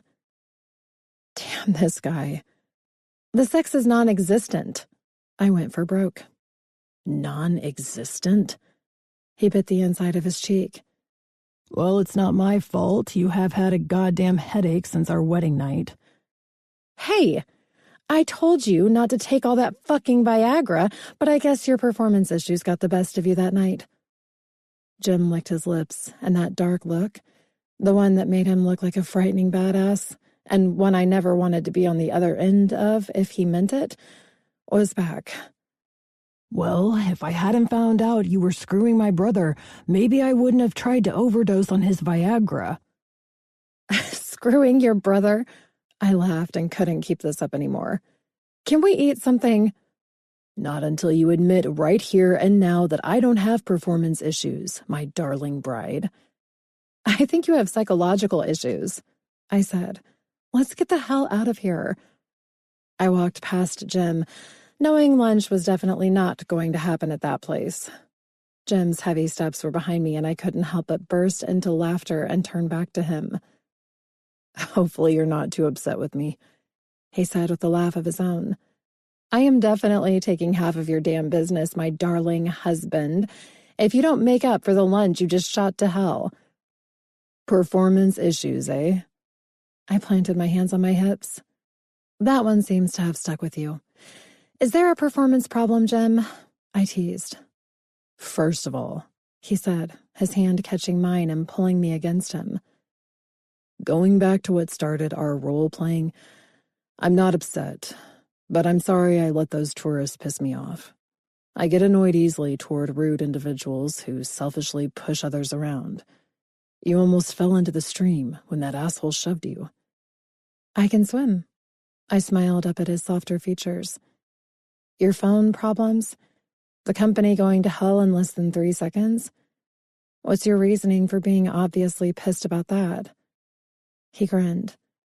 At first, I was responding with irritation because I do feel that way. And the reason you led me to believe I was ready to get my ass back to London? That was all you, he smirked. Talking about my business going south without the phone? I was merely riding on the fact that you were bringing up an excellent point.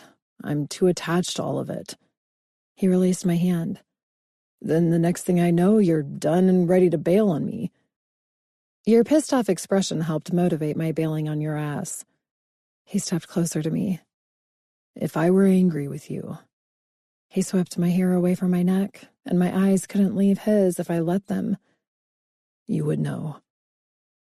Our closeness, his eyes, and the way his voice was so smooth when he lowered it, I felt my adrenaline spike in an exciting way. He was painfully beautiful, and he held an expression that made me numb everywhere, except for between my legs. That part of my body was reacting with anticipation for more and feeding that hunger right to my brain. Just when I got it under control, Jim pulled me even closer. He smelled intoxicatingly delicious. I locked eyes with his emerald ones as his thumb grazed along the side of my neck. The one thing I find more than attractive about you is the way you naturally don't give a fuck. I haven't met anyone like you.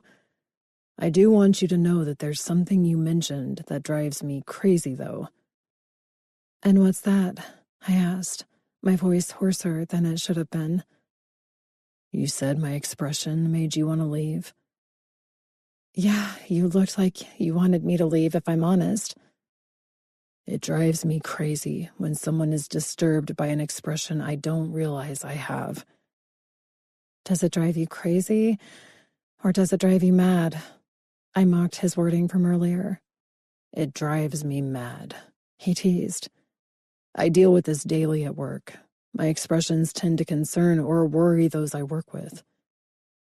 Then don't give a scorched earth look, Terminator, and I won't think you're in a miserable mood. Scorched earth look? Yeah. You're the most attractive guy I've ever met, and even your pissed-off expressions make you look like an attractive badass. So, the best way to call it is your scorched earth look." He laughed and shook his head. "Fine. No more scorched earth looks toward you." "Or innocent people who threatened to knock me off a small bridge." "They were assholes, Avery." "I can decide for myself if people are pissing me off." I smiled at him. His lips closed, and the last thing I expected was a raindrop to hit my nose and Jim's hands to come up to each side of my face. Very well then. I overstepped my bounds. Just when I'd pulled myself back together, I was once again putty in his hands. "It was nice of you to care," I said, another raindrop falling on my face, but now I was lost in Jim's eyes. But again, you looked too pissed off for comfort. "You remember when I said when I go after something I want, I won't stop until I get it?" "Yeah," I responded, remembering him saying something like that from our $1,000 menu date. "You're what I want. I haven't felt this way about a woman ever," he said, eyes studying mine. "I believe I became too territorial." "You mean jealous?" "Either one," he smirked. "Damn, I'm truly sorry." "Don't apologize. You made it fun when you realized you were an ass." "You helped me realize that quickly. I admire you in more ways than one. I love your spicy spirit. If anyone went scorched earth, I believe you did when you put my stubborn ass into its place." We both remained silent, more raindrops falling and threatening to ruin what I was hoping for. If this guy was sort of falling for me, then he'd better be impulsive and act. "Damn it, kiss me, or get us out of this rain," I said, not knowing what he wanted, but this closeness had me aching to feel his lips on mine. "Kiss you?" he said. "You heard me. We just had our first fight. We're apparently back in time by 5 years and on our honeymoon instead of anniversary, and—" My lips were silenced when James covered my bottom one gently, and with some sort of passion that surprised me. I watched his eyes close as his lips gently massaged against mine. There was nothing crazy or intense about this kiss. What had me spinning— my head was actually fuzzy with intoxication— was the way he gently covered my lips with his own. Like two long-lost lovers reunited and savoring the beauty of the moment of their kiss, unifying them again. My hands held his elbows as I worked to encourage more from him. Jim's lips parted and his tongue swept gently into my mouth. I met his kiss with more urgency than he started it with. The rain began falling harder, and Jim pulled me in tighter and tilted his head, kissing me with more power and aggression than before. Holy shit. I had never been kissed this perfectly before. This man had class and beauty that filled his entire aura, and this perfect kiss proved to me that I wanted more from him. He ended the kiss and pulled me in tightly to him. That's when I felt how hard he was. And Jesus Christ, how much more I wanted to have him inside me now. "Well, well," I said, brushing my wet hair out of my eyes. "Sorry about the performance comment. That definitely shouldn't be a joke." Jim laughed. "It's all my brother's Viagra." He pressed his lips to mine again. "I've wanted to do that since the moment you sat next to me on the plane." "You're kidding, right?" "I'm dead serious. The minute you caught my attention, I was at your mercy."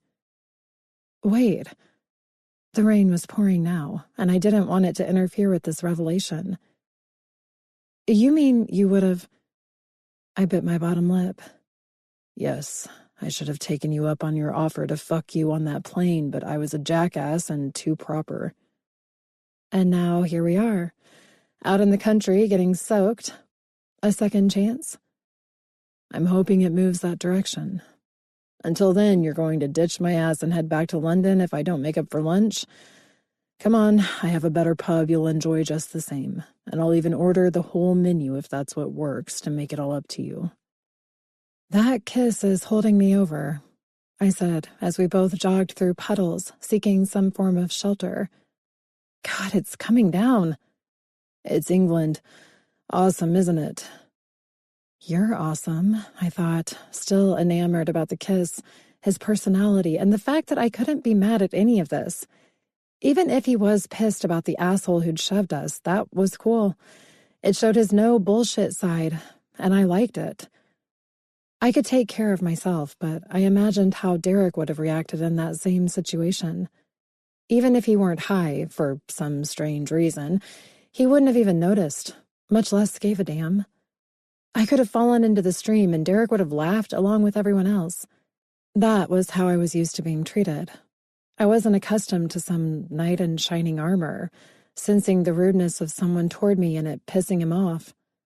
All my life, I'd never had anyone come to my defense like that. I'd never had someone who gave a half a damn about how I was treated. I felt some anxious nerves creep up as we walked into the pub and he pulled my seat out for me, but I wasn't going to let my fear ruin this moment by overthinking it. Jim was a great guy. Jim said that I intrigued him? No, that was quite the other way around. I was the one intrigued by him and fortunate to have met him, even if England was all we'd ever have. Trust me, my story, it wasn't made to end happily. At least up until now, I didn't think so. Chapter 7. Avery. Jim and I enjoyed our lunch at the pub, me sampling the entire menu again. Well, not really. These places just served up their delicacies in the smallest portions, so I felt like I couldn't stop ordering.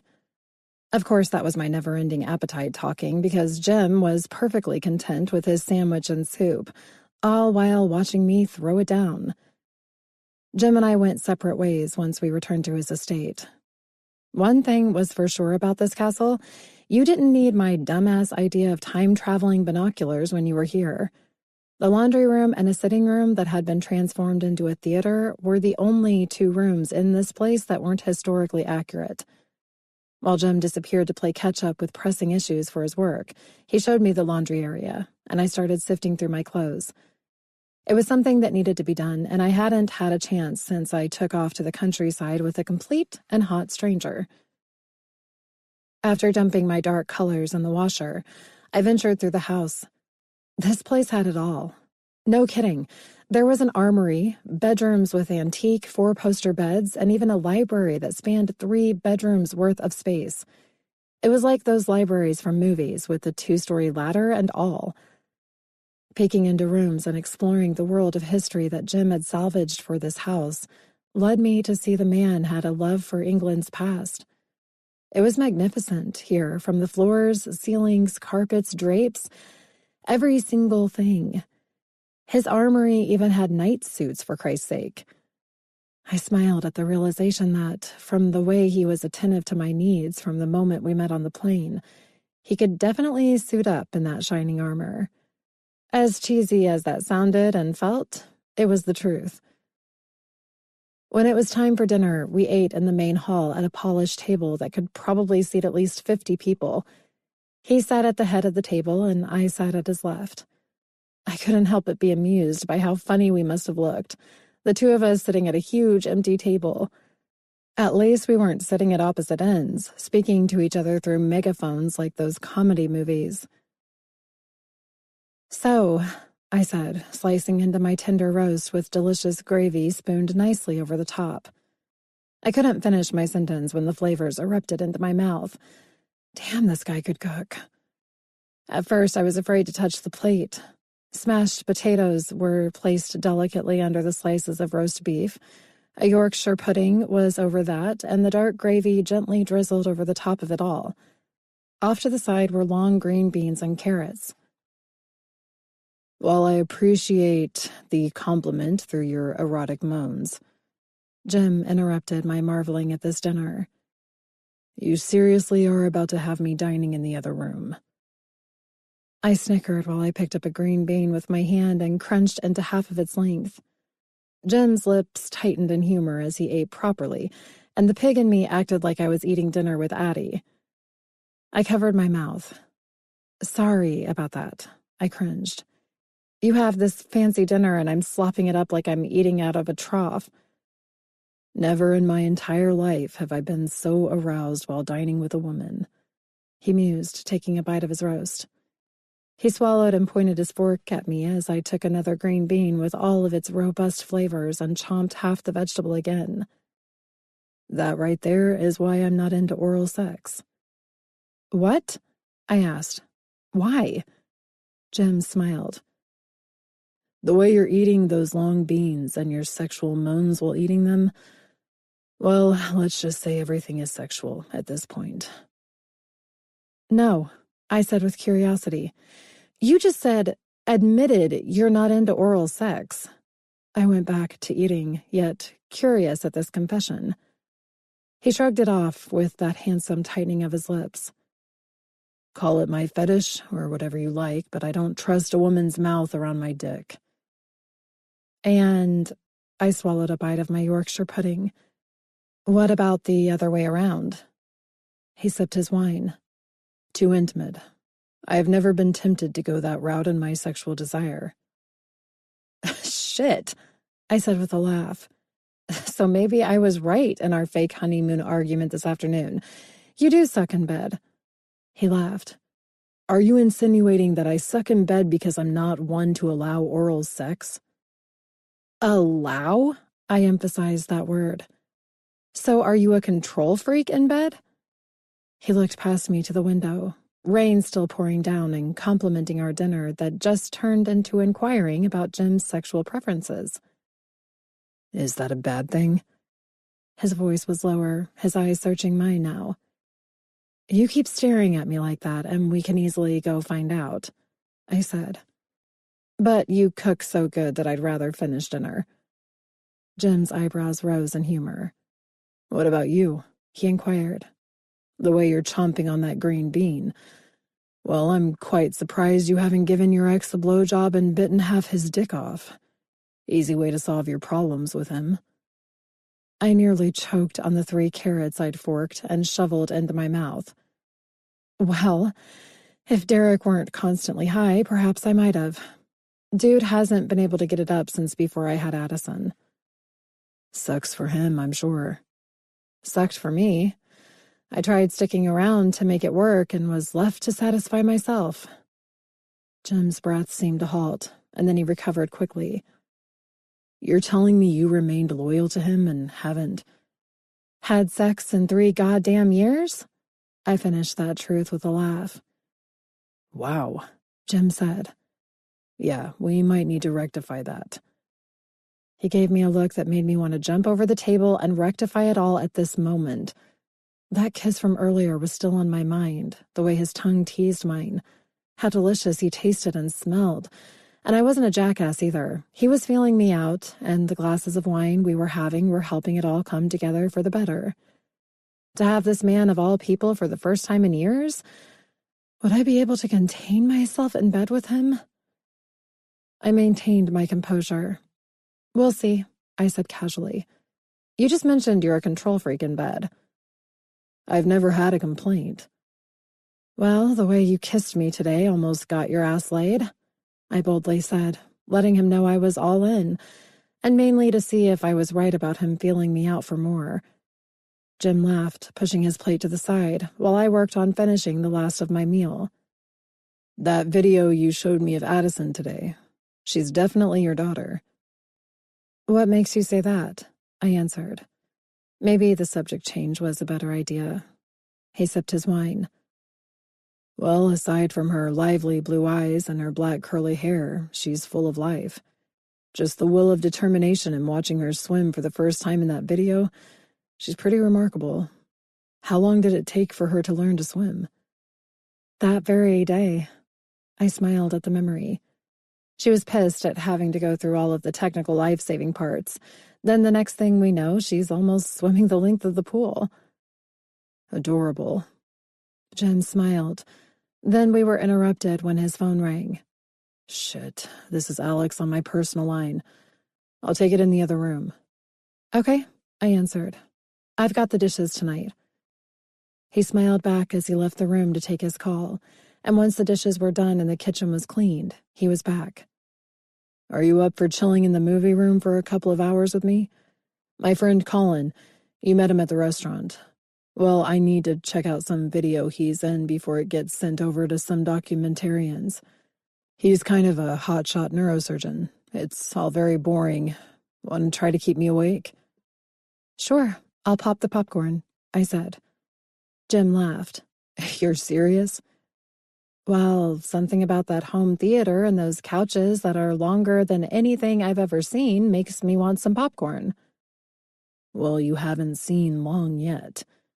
He arched his eyebrow in a way that made me hope he would follow through on that. "Funny," I said. "Allow me to get the popcorn. Change into something comfortable. This might be a long, boring situation." "Fuck," I said. "I completely forgot to dry my clothes." "You can wear one of my shirts if you'd like. I'm sure they fit like a short nightgown." "Lead the way, and we'll get this show on the road." We were up in Jim's room and going through his $1,000 suits and clothes. "These clothes are too expensive for me to even look at," I said with honesty. "Don't you have a t-shirt or something?" "Here." Jim pulled out a black and white pinstriped button-down shirt. "I rarely wear this. The button-down will be warmer than just a tee. You can keep the thing if you find it loungeworthy." "An ex-girlfriend buy it or something?" I taunted, taking the shirt. "Nah, my design." He stopped himself. "It was made for me to wear at an event. I never attended it, and truthfully, I just don't like the coloring." "Well, I think you'd look damn fine in it," I said. "Either way, I'll change," and I turned back before leaving the room. "Do we even have popcorn?" "I'll make some," he said with that dark, sexy look, studying me. Why couldn't I be a mind reader? He was complex, to say the least, but that's what made him that much more enticing. An hour into leaning against Jim, my eyes were hurting from this dull interview. I was sitting here wishing we were exploring whether or not we'd enjoy having sex after our dinner talk instead. After 3 years of not being intimate, I was down for this guy to take all the control he wanted while fucking me. I'd take dungeon sex right about now. "What are you thinking?" Jim asked while both of us finished off the second batch of popcorn. Honestly, Jim chuckled. That I'd take dungeon sex right about now? I looked up, and his eyes caught mine. I was leaning against him, my legs stretched out on the couch that extended from wall to wall in this room. I guess it was the popcorn and the 2 glasses of wine that had me sitting next to him like we'd been a couple for years. "I meant about this boring documentary." He laughed, but his eyes were intently on mine. "Your friend is sexy," I started. "He kind of reminds me of Paul Walker. R.I.P., I said, thinking about the handsome man who'd left this world so tragically. "Great. This shit is going to backfire on us too," he grumbled. "Well, damn." "It's not bad. I'm just not into medical stuff, I guess." Jim's lips twisted as he stared at the massive screen like he could kill his friend himself. "You look pretty pissed." He shook it off with a sigh. "Not pissed, just a bit frustrated," he said. "We'll fix it. Glad I'm watching it, though." The neurosurgeon said some of the questions he's asked most about surgeries are his patients requesting information about sex afterward. "Most patients are young and healthy," Jim answered factually, still studying his friend on television. "Stands to reason why they'd be concerned." "Yeah, well, I have the solution to that." "Oh?" Jim looked at me. "I'm sure Colin would appreciate a little input. He does get this question a lot."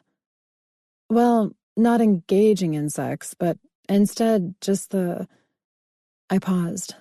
Jim tilted his head. "Go on." "Well, you're not into oral sex, but, handling it differently without engaging in the act." I exhaled. "It's probably not the solution, and who am I to talk? I've never had a guy get me off in my life." I shrugged at his mouth dropping open at my confession. Hey, you confessed you're not into oral, and I'm confessing that if I don't handle myself, sex with a dude is basically just a dick inside me. You're fucking kidding me, right? I could have responded the same way to your oral shit. I gave him a cheeky grin. You've only climaxed by giving yourself an orgasm? What the hell were your partners thinking? They found a place to get their dicks off and moved on? Jim pinched his lips together, and the voice of the interviewer and Jim's friend were now background noise. I could give you, right now, an orgasm that will have you begging me for more, and I wouldn't stop there. You tempting me? I'm informing you, he said. I almost feel it's now my duty as your host to ensure this issue is fixed immediately. We have to watch the interview, I teased with an arch of my eyebrow. Jim inhaled deeply, and then brought his hand around my neck and pulled my face to his. He smelled like wealth. Whatever the hell his cologne was, it was assaulting me in ways that made me want Jim to show me what it was like to have a man get me off. His eyes moved rapidly back and forth, looking at mine. His lips grazed over mine, but he never went further than that. He smoothly maneuvered me to lay against his firm chest, my back against him, and now I was reclining between his legs. His lips touched my ear. Would you like me to fix this blasphemy of not being properly taken care of by your previous lovers? I was breathless as his hand grazed over my nipple that swelled at his touch through the soft shirt I wore. Yes, I said, drunk on this moment with this hot-as-fuck man who was willing to do something that no one had ever bothered to care about. I was already worked up just being this close to him, his sultry and smooth voice and his hand massaging over my abdomen. His lips grazed along my jaw, and he gracefully slid his hand over my panties. Shit just got real.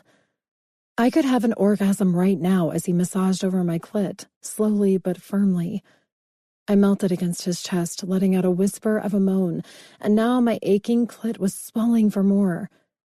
Thanks to the alcohol still working in my system, I was so relaxed and didn't have an ounce of concern about Jim getting me off like this. Actually, it was the main reason I was down for it in the first place, and thank God for that. Jim's lips went to the top of my head while I moved my hips and spread my legs to grant him permission and full access to me. I slid my panties off, going wild in sudden ecstasy and molding myself back into Jim's arms. Jesus, you're sexy as fuck, he said as the shirt I wore fell completely open, and now Jim had a full visual of my horny-as-hell body. Jim brought his hand back between my legs and massaged over my swollen and heated clit. I gripped each of his legs, being so easily brought to ecstasy by his touch as he gently rolled my clit between his fingers, increasing pressure against my sensitive point. Having a man doing this, having him doing this to me, I was going to explode when I came. My breathing picked up as I rolled my hips while Jim conjured a deep sensation coiled up in my belly, working like sparks in my bloodstream.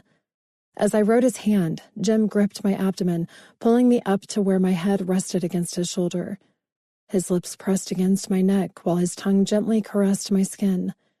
While he tasted along my jaw and neck, he dipped 2 of his fingers into my wet entrance, using that to massage alongside my aching clit. God damn, I groaned as my fingers dug into his legs. I fisted his jeans tightly, feeling more buildup than I'd ever felt before while having an orgasm. Jim's free hand went to my breast. You are so fucking hot, Jim said, his fingers twisting my hardened nipple, adding to the ecstasy of my sudden bliss. I know you're close. Your pussy is dripping wet. Fuck, he said in a raspy voice. This is fucking amazing. It's all I could mutter while I groaned again. Shit. It was like there was a dam that was preventing the rolling sensation of climaxing and my entire body going into a spasm under Jim's control. This guy could control my ass all he wanted. My breath caught when his fingers began to roll my clit into circles. You're holding back. Let it go and come on me, gorgeous. he said, his lips touching mine when I turned to look up into the eyes of the man who was giving me a ride into ecstasy that most women would die for. His tongue traced around my lips that were slightly open. After hearing his breathing go ragged, I had to see his face. I opened my eyes, feeling so fucking high on Jim working my body like this. His eyes were a swirling green. Or maybe that was just my vision going while begging my body to ride out the orgasm Jim kept building deep inside of me. I gripped his legs tighter, opened mine wider, and nipped at his bottom lip. I needed that kiss from earlier today. Jim only teased my lips with his tongue and his mouth tasting me while I sighed and moaned with every move he made with his hands, waking all of these sensitive parts in me back up again. Aggressive kissing or not, the way he was doing all of this was so insanely hot. The perfect amount of motion and pressure to my clit, his other hand cupping my breast and using his fingers to roll my nipples between them.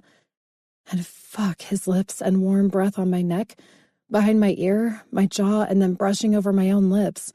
He was a master at this. I was his to do with as he pleased at this point. Let it go, he encouraged, nipping my ear.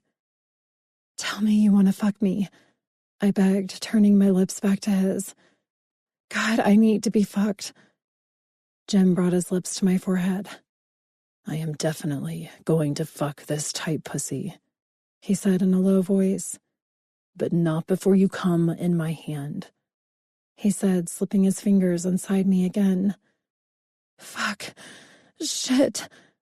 I felt like I was exploding in ecstasy, my orgasm so powerful that I arched my ass into him, his fingers chasing my entrance and clit. Holy... I couldn't even speak. Did this guy just find my G-spot like he knew where it was all along? I'd heard of this, read about it, but it never happened to me. The pressure swirled in my belly while his fingers strummed inside me, and his other hand now worked my clit. I felt his hardness as I stiffly arched into him. Jim's lips nipped behind my ear. His tongue gracefully tasted my neck, and the surge of power I didn't realize I carried while climaxing was now coming down on me with more intensity than I could ever imagine. Fuck yes, Jim said, my hands like claws on his legs, and my heels dug firmly into the couch. You're the sexiest woman I've ever fucking met, Avery. I need to fuck you more than you know. That's it. Just like that. I screeched as the dam of sensations erupted out of my pussy, giving Jim everything he conjured out of me. I'd never known my body was capable of having an orgasm this powerful. Jesus, you are so good, was all I could get out through pants of pleasure. Jim's breaths were more ragged, and I felt his hard cock press into my back as I whined and moaned through the hardest and most intense orgasm I'd ever had in my life. I'm going to take you to my room and bury my cock in you, he said. You want that? I couldn't respond. My eyes were rolling into the back of my head, trying to respond to Jim sucking on my bottom lip as his hands worked every last sensation of this orgasm out of my body. Holy hell, I said, finally coming down and sensitive as fuck. I pulled Jim's hands away and managed to turn my limp body to lie on him. I thanked him by aggressively attacking his mouth for a delicious kiss. Jim's response was his hands pressing against my back, pressing me tightly against him. His hands cupped my bare ass as his tongue and mine danced in pleasure together. I moaned into his firm and possessive kiss, and his hands came up to massage my back. Your body is mine, Jim said, pulling away while I kissed under his chin and down his neck. I'm taking it. Right fucking now. As Jim pulled us both up from where we lay, making out while my body did another internal aftershock shiver, his phone rang. Fuck me to hell, Jim said, looking at the caller ID. It's Alex. God damn it. That was the best orgasm I've ever had. You can go to work now, I teased. I'm not done with your sweet little ass, gorgeous, he said. I have to call him back. Things are trying to go south at work. I'll handle it quickly. If you'd like, I'll make sure I have plenty of condoms and I'll join you in your room. I'll certainly make up for this fucking distraction. Don't make promises you can't keep, I said, sauntering past him and heading up to my room. I was aching for more, and shocked my body was in a state of needing to feel Jim inside me. I needed to know what it was like to be fucked by a man who, I had a pretty good feeling, knew exactly what he was doing. I looked out the double glass doors in my room, watching as the rain poured down onto the balcony before I flipped on the flat-screen TV. I had to do something, or I'd be in misery as I waited for Jem to get back and give me more than the sample he gave me in the theater. Chapter 8. Jim. It took Alex calling in to instantly remind me of my conversation with Avery that my company could go to hell in less than 3 seconds. It was a fact, and here I was reading an email string with a fucking asshole who was trying to back out of what he practically begged us for, acquiring Knights Aware, a new gaming company. This dickhead was lucky I even considered this acquisition in the first place. It took Alex's convincing nature to get me to focus on their first, mind-numbing presentation to us. It wasn't sound, it wasn't catchy, and it wasn't going to fucking happen without serious help. I had no idea how they secured a meeting with us in the first place, but they did, and Alex urged me to challenge Mitchell and Associates by taking them on. We had our teams put together a decent portfolio on them, and once my PR team delivered the new pitch to me, I was more interested. The investors didn't bat an eye at the idea of this new gaming company that was exploding with high-profile gamers. So we made our pitch, the goddamn $1 million acquisition deal, and now these sons of stupid bitches were backing out? I think there's more to it. Alex's words kept replaying in my mind as I continued to read the email string about their senseless reasoning for wanting to back out. All of this shit was almost as dry and witless as their first pitch to my acquisition team members and me. I pinched the bridge of my nose, my eyes burning from staring at small words from dumbass college kids in an excuse to turn down our investors in my company. Then she, Avery, and those glossy blue eyes came into my mind. I didn't believe what she said about a man never getting her off until I watched the woman climax. It wasn't until I felt her clawing into each of my legs, watching her body stiffen and seeing it in her eyes, that I realized she wasn't lying about assholes fucking her for their own selfish desires. The thought of that pissed me off. Sure, I was a man who was uninterested in relationships, and I had a bit of a history of bringing women to bed and moving on. But at least I made sure the woman got off too. Jesus Christ, all men were selfish bastards, weren't they? Part of me didn't want to fuck Avery because I knew exactly what I was doing. I was used to satisfying my own needs of wanting to get laid and never attaching to women beyond having sex. A commitment was a big-ass thing for me to consider. I knew all about it. That's why I wasn't up there in her room. Instead, I was sitting here staring at the number one commitment in my world, Mitchell and Associates, and someone trying to fuck us over. My thoughts shifted back to when I kissed Avery in the village before lunch. I didn't kiss women like that. Ever. That particular kiss was right up there with my personal reasons for never having oral sex with women. It was all too fucking intimate. I could never lead a woman on to believe I was a man who could take care of them or do more than just fuck them. Then there was Avery. I felt myself drawn to her in more ways than I ever deemed possible with a woman. I watched her take in the sights of the village like she was a celestial creature who'd brought me into this wave of bliss by examining her beauty and listening to her laugh.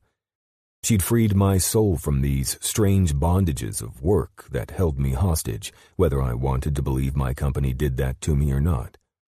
She hit me with straight facts. She smiled so beautifully she took my breath away. Everything about her was making it extremely hard to fight against these new and raw emotions I was having now. I should have never let it all go as far as it did tonight, but I did without thinking. That's when, even though I knew it was a terrible idea, I kissed her when she asked. Her moans and bringing her lips to mine while her body was writhing in pleasure to my touch, that was part two of falling victim to this blue-eyed beauty. There was a cautious and caring way that I engaged in kissing her. It was intimate as hell, and I knew it. I savored her taste, her moans against my lips, and her body moving beneath me. God damn, I had to have her. Now. I pushed back from my desk, got up, and trotted toward my room. That's when I realized it was 3 a.m. Fuck me. Had I been staring at that email string for that long? Shit. I grabbed one of the boxes of condoms I took with me from the States. I knew I'd get laid on the trip here, and 2 weeks' worth of condoms should have been enough, except the person I thought I'd be fucking turned up married. My phone buzzed before I opened the door to Avery's room to check if she would accept my promise of fucking her before I lost track of time. What the fuck is it now? I thought as I opened up the new text from Alex. Alex, check your email. Dunlap & Son are pulling their investment and dropping stock. Fucking Julia. Jim, I'll handle it. And her. Son of a bitch. I knew turning that married bitch away in my office would spark this. First, we're on the brink of losing these college dipshits and their gaming company, but compared to losing Julia's father's company, that was inconsequential. I wanted to text Julia and go off on the bitch for hitting me exactly where she knew she could. The woman could knee me in the balls and get away with it, but crying some bullshit to her daddy or goddamn brother? Unfucking believable. Now, we were losing a lead investor because I wouldn't fuck her. I must have spent an hour going through the email and hearing their bullshit reasoning for pulling out of Mitchell after having been with us since my father recruited them, and also deleting my potential response email 100 times. I was too fucking pissed to respond. Julia's brother, Greg, was being groomed as the next in line to his father's company, and he was the fucker who sent the damn email. I had to get in front of that smug little son of a bitch, and I would. Once I got home, I would handle this shit face to face and remind Gregory that his company depended on Mitchell and Associates, not the other way around. A whole box of condoms? The sexy voice of Avery broke through my thoughts, and I had to look to see if she was really there or if I'd fallen asleep at my desk. Was there a party down here I wasn't invited to? Avery walked toward me, her full breasts partially hidden by my shirt she still wore, and her perfectly groomed pussy was still on display, without her lace panties from our interlude in the theater room. She walked in front of my chair, pushed my laptop to the side, and brought my face into her hands. "Chained down with work?" she asked, her blue eyes vibrant. "Just ensuring you had a little cat nap after that orgasm," I said. "I'm fully rested," she said, pulling herself up on my desk to sit in front of me. I ran my hands along the outside of her thighs. Her soft skin was silky smooth, and my dick responded to needing more with her. If just the touch of her skin wasn't enough, she opened her legs, and that's when I saw how wet she was. "I could fuck you so goddamn hard right now," I said, my thumb rolling over her inflamed clit. She let out a soft, scratchy moan, and then her darkening eyes met mine. "But this desk is not the most comfortable place for that."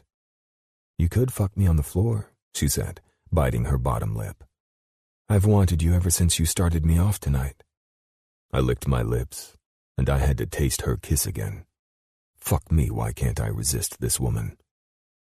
In a slow, fluid motion, I gripped her ass and pulled her closer to me. She ran her hands through my hair when I took one of her full breasts in my mouth. Feeling her nipple rise and harden against my tongue was building me into a desire to do things I didn't do with women I fucked. "You're mine, gorgeous," I said as I rose up and lifted her off my desk. She locked her arms around my neck and crossed her legs behind my back, then teased my lips with hers. As I went to take her to the closest room outside of my office, she pulled her lips from mine. "Fuck me on your desk, Jim," she ordered. "I don't fuck. I won't let you fuck me any other way," she said, covering my mouth with hers. "If you want me, you'll do it my way." Was this really happening? Did she mandate sex her way or no way? I'd never been told how I was going to have sex with a woman.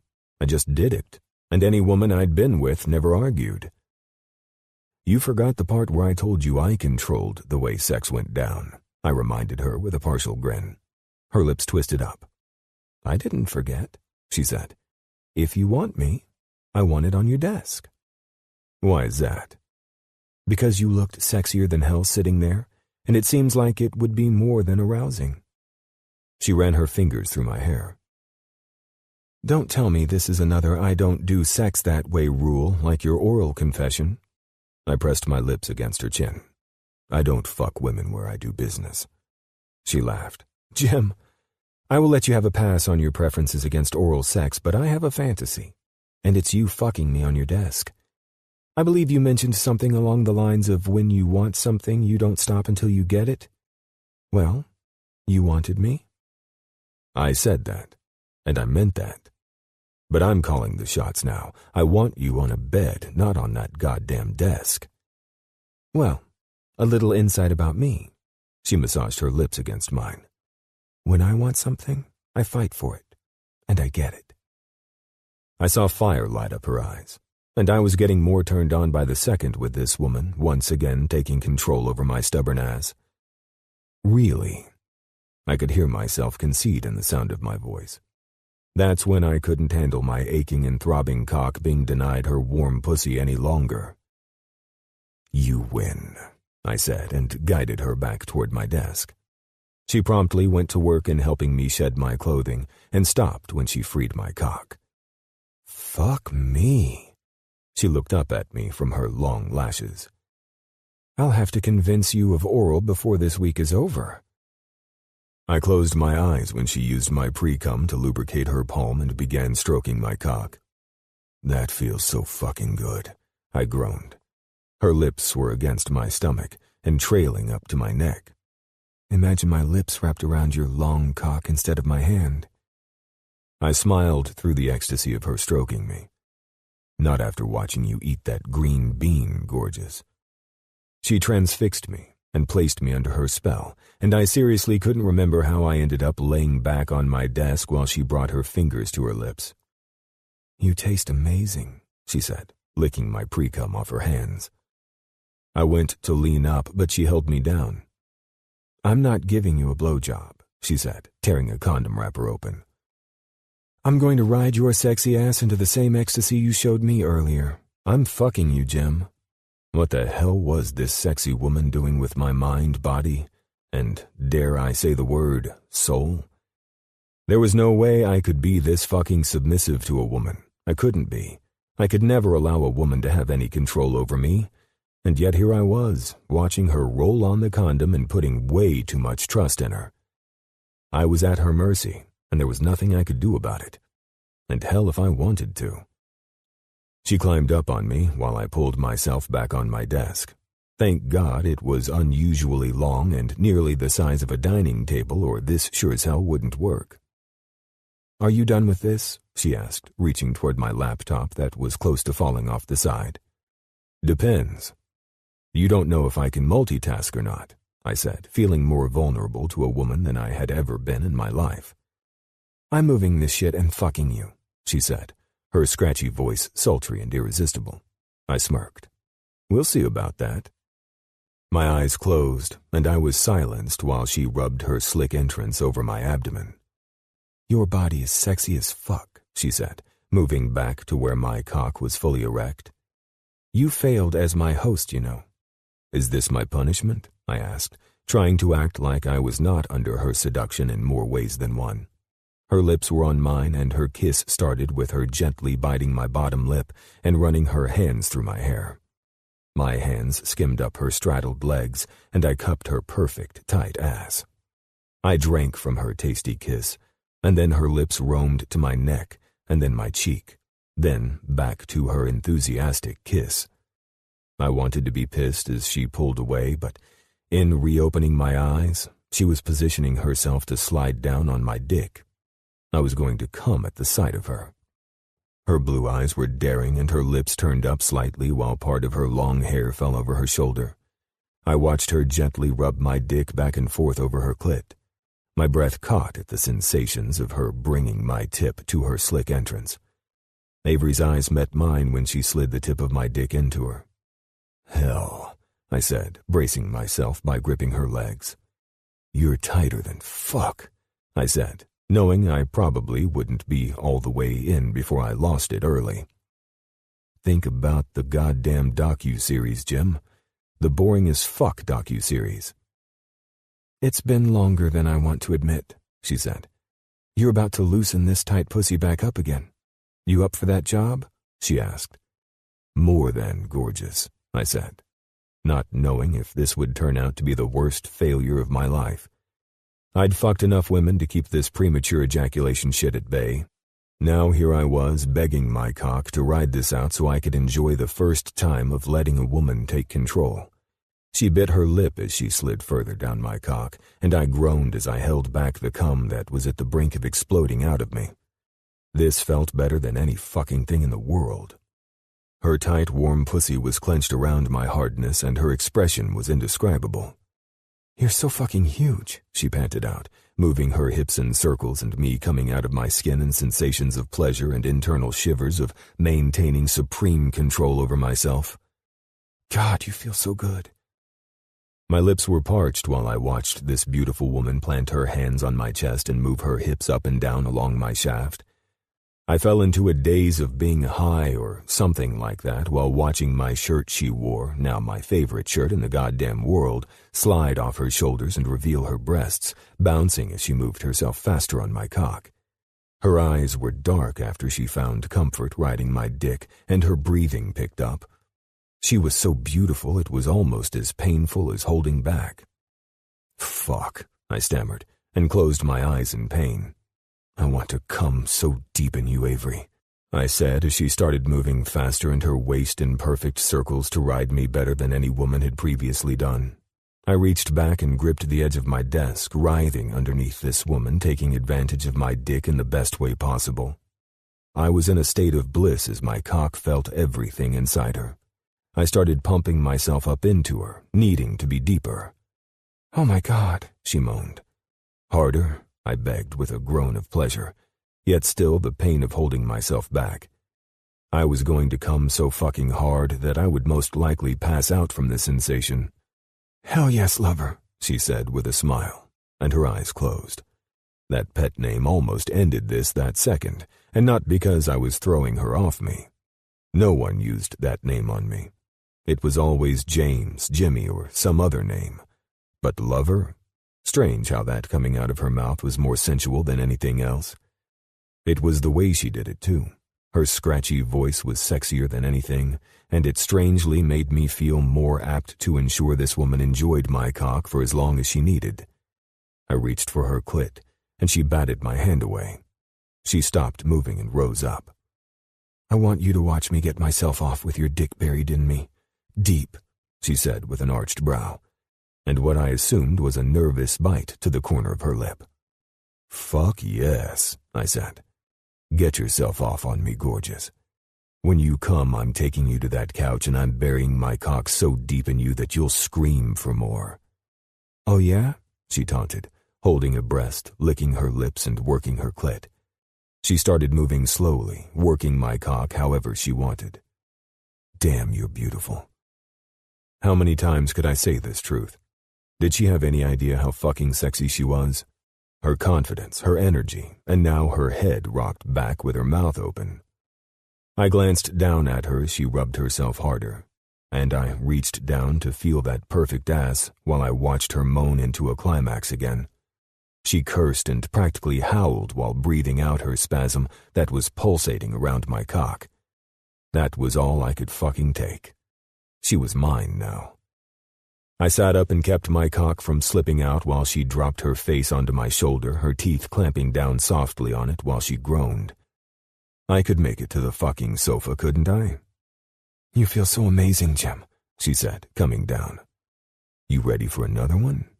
Can you come on me again? I asked, pressing our bodies together onto the sofa in my office. I started thrusting myself into her hard until I saw her wince. She's still sensitive. Settle for a kiss. I did. I worked all of my energy into the kiss, forcing her to moan while I slowed my dick, sliding in and out of her still throbbing pussy. I pulled away, breathless, and our eyes met in some moment of pure ecstasy. You're still coming on me, aren't you? I want it harder, she answered with her hand on her clit again. "Fuck me deep, Jim." "That's my girl," I said with a smile while she claimed my bottom lip and sucked on it. I pumped harder and deeper. Avery let me go at that point, gripped behind her knees, and spread herself fully open for me. "Fuck, Avery," I said, pumping harder. "You're unreal." Her arms locked behind my back, and her lips were suckling under my chin as I found my greedy rhythm to claim this pussy unlike any other I'd ever fucked. I would never be able to outdo this. At least I didn't think so. So long as I was fucking Avery, I think anything would be possible. She was so tight that it had me pushing to bury myself as deep as I could. Avery confirmed this is exactly what she wanted, her lips sucking hard against my neck. "Come inside me, Jim," she begged with a groan. "Fuck, I'm still going. You feel so good." There was no more restraining my need to come hard inside her. "I'm there, gorgeous." I drove my cock deep into her, the release more violent than I'd ever experienced. "Fuck, you're so tight." I kissed her forehead. "God damn," I said, catching my breath while her lips swept across my collarbone and back up to my neck. I felt another internal shiver of release and moved my cock in her to feel the last of the sensations of her pussy clenching it. This woman not only had me by the dick, given the current situation, but she also had me ultimately at her fucking mercy. Holy hell, what did I get my ass into? I wouldn't be able to go very long without needing this or her again. Her groans, expressions, tight pussy, and even her beautiful tits that I now sucked on while slowly pushing in and out of her. I was coming down but still feeling like I was coming inside her. This shit just wouldn't stop. It was like my dick was in control and I was giving it the pussy it had waited too many fucking years to find. Avery intrigued me at first, her endurable and robust personality, her sexy as fuck scratchy voice, her smile and dazzling eyes. I knew I'd eventually wind up fucking her, but never imagined the sensations to be this incredible.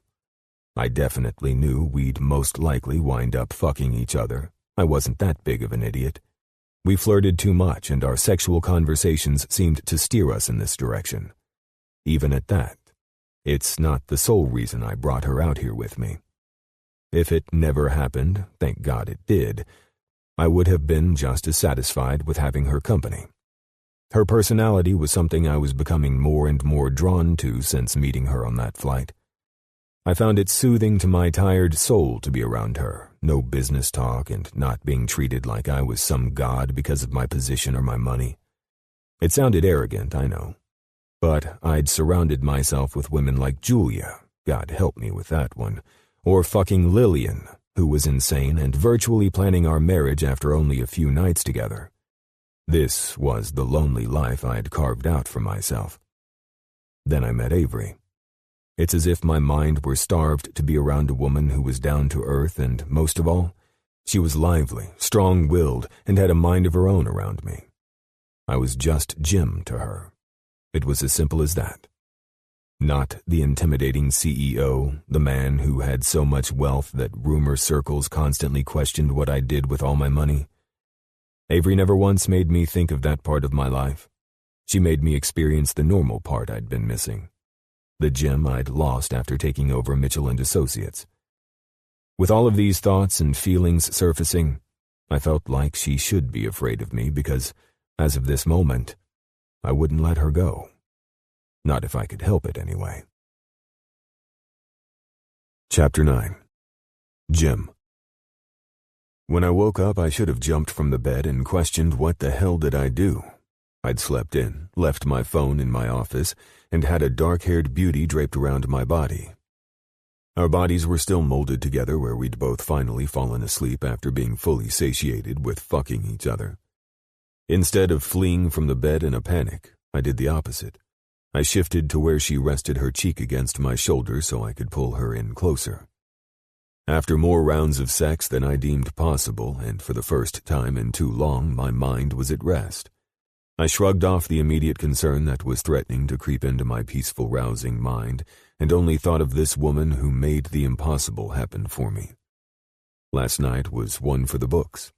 She was a wildcat all night, And for the first time since renovating the manor, I put some of these museum-like rooms to good use. Aside from fantastic sex, the woman had a spark of energy that I didn't think anything could put out. This is what I needed in life, I suppose. A fun, wild, adventurous, and fearless woman. Don't go down this road, Jim, I thought.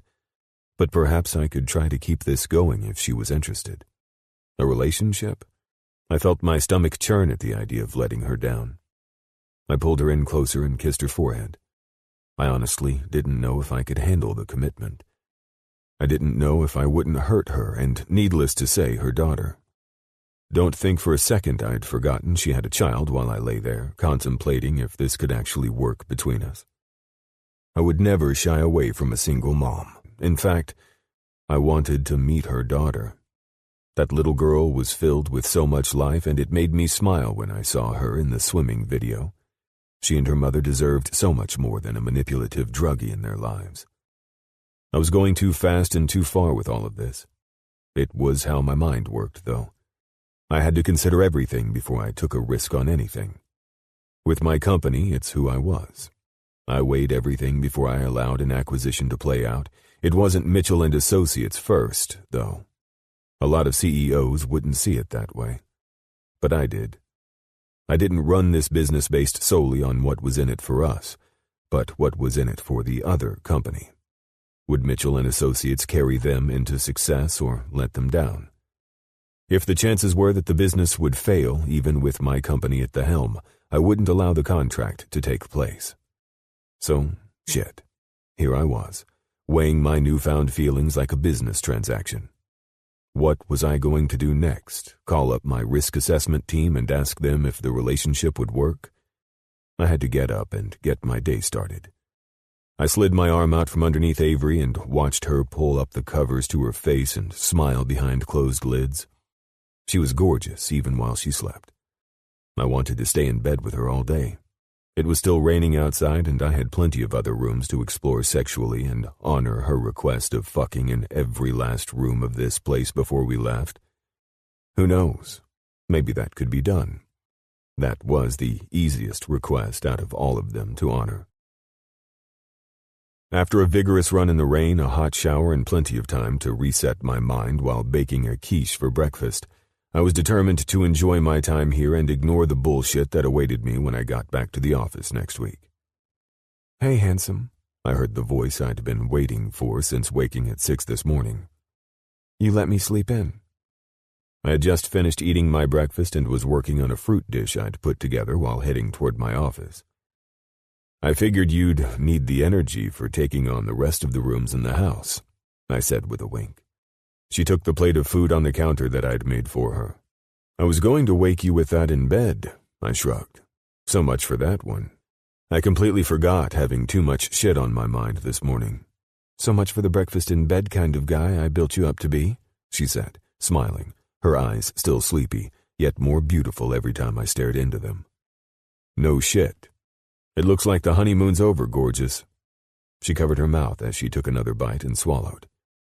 "Last night told me the honeymoon better not be over. This quiche tells me we need to renew our vows, too." "But we were only just married, darling," I teased. "Yeah, I think we should remarry, and this time no annulment."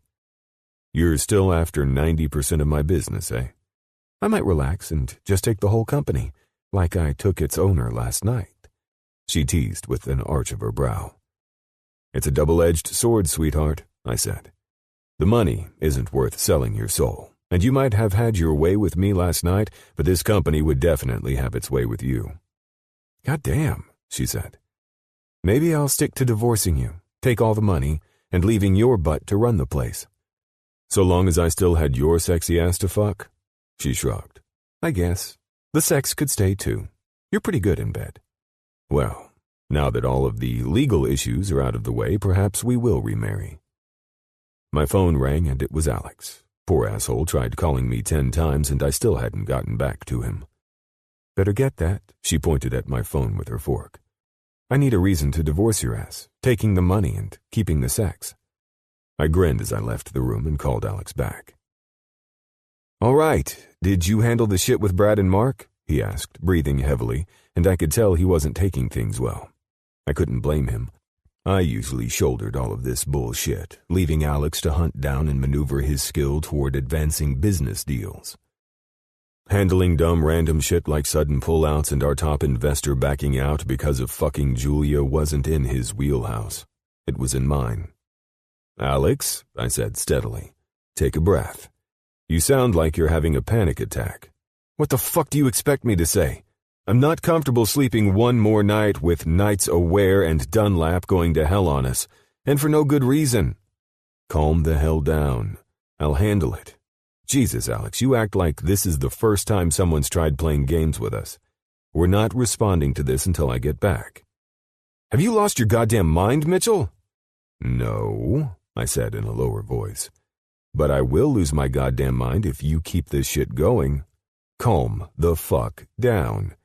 If you want to keep them on the line and dangle the fucking carrot of wealth in front of their faces until I get back, then go for it. Until then, go to bed." "This is not the James Mitchell that I know. You'd normally be ending your trip to London immediately and sit these people on their asses to fix this." "I'm not taking that route with either of them.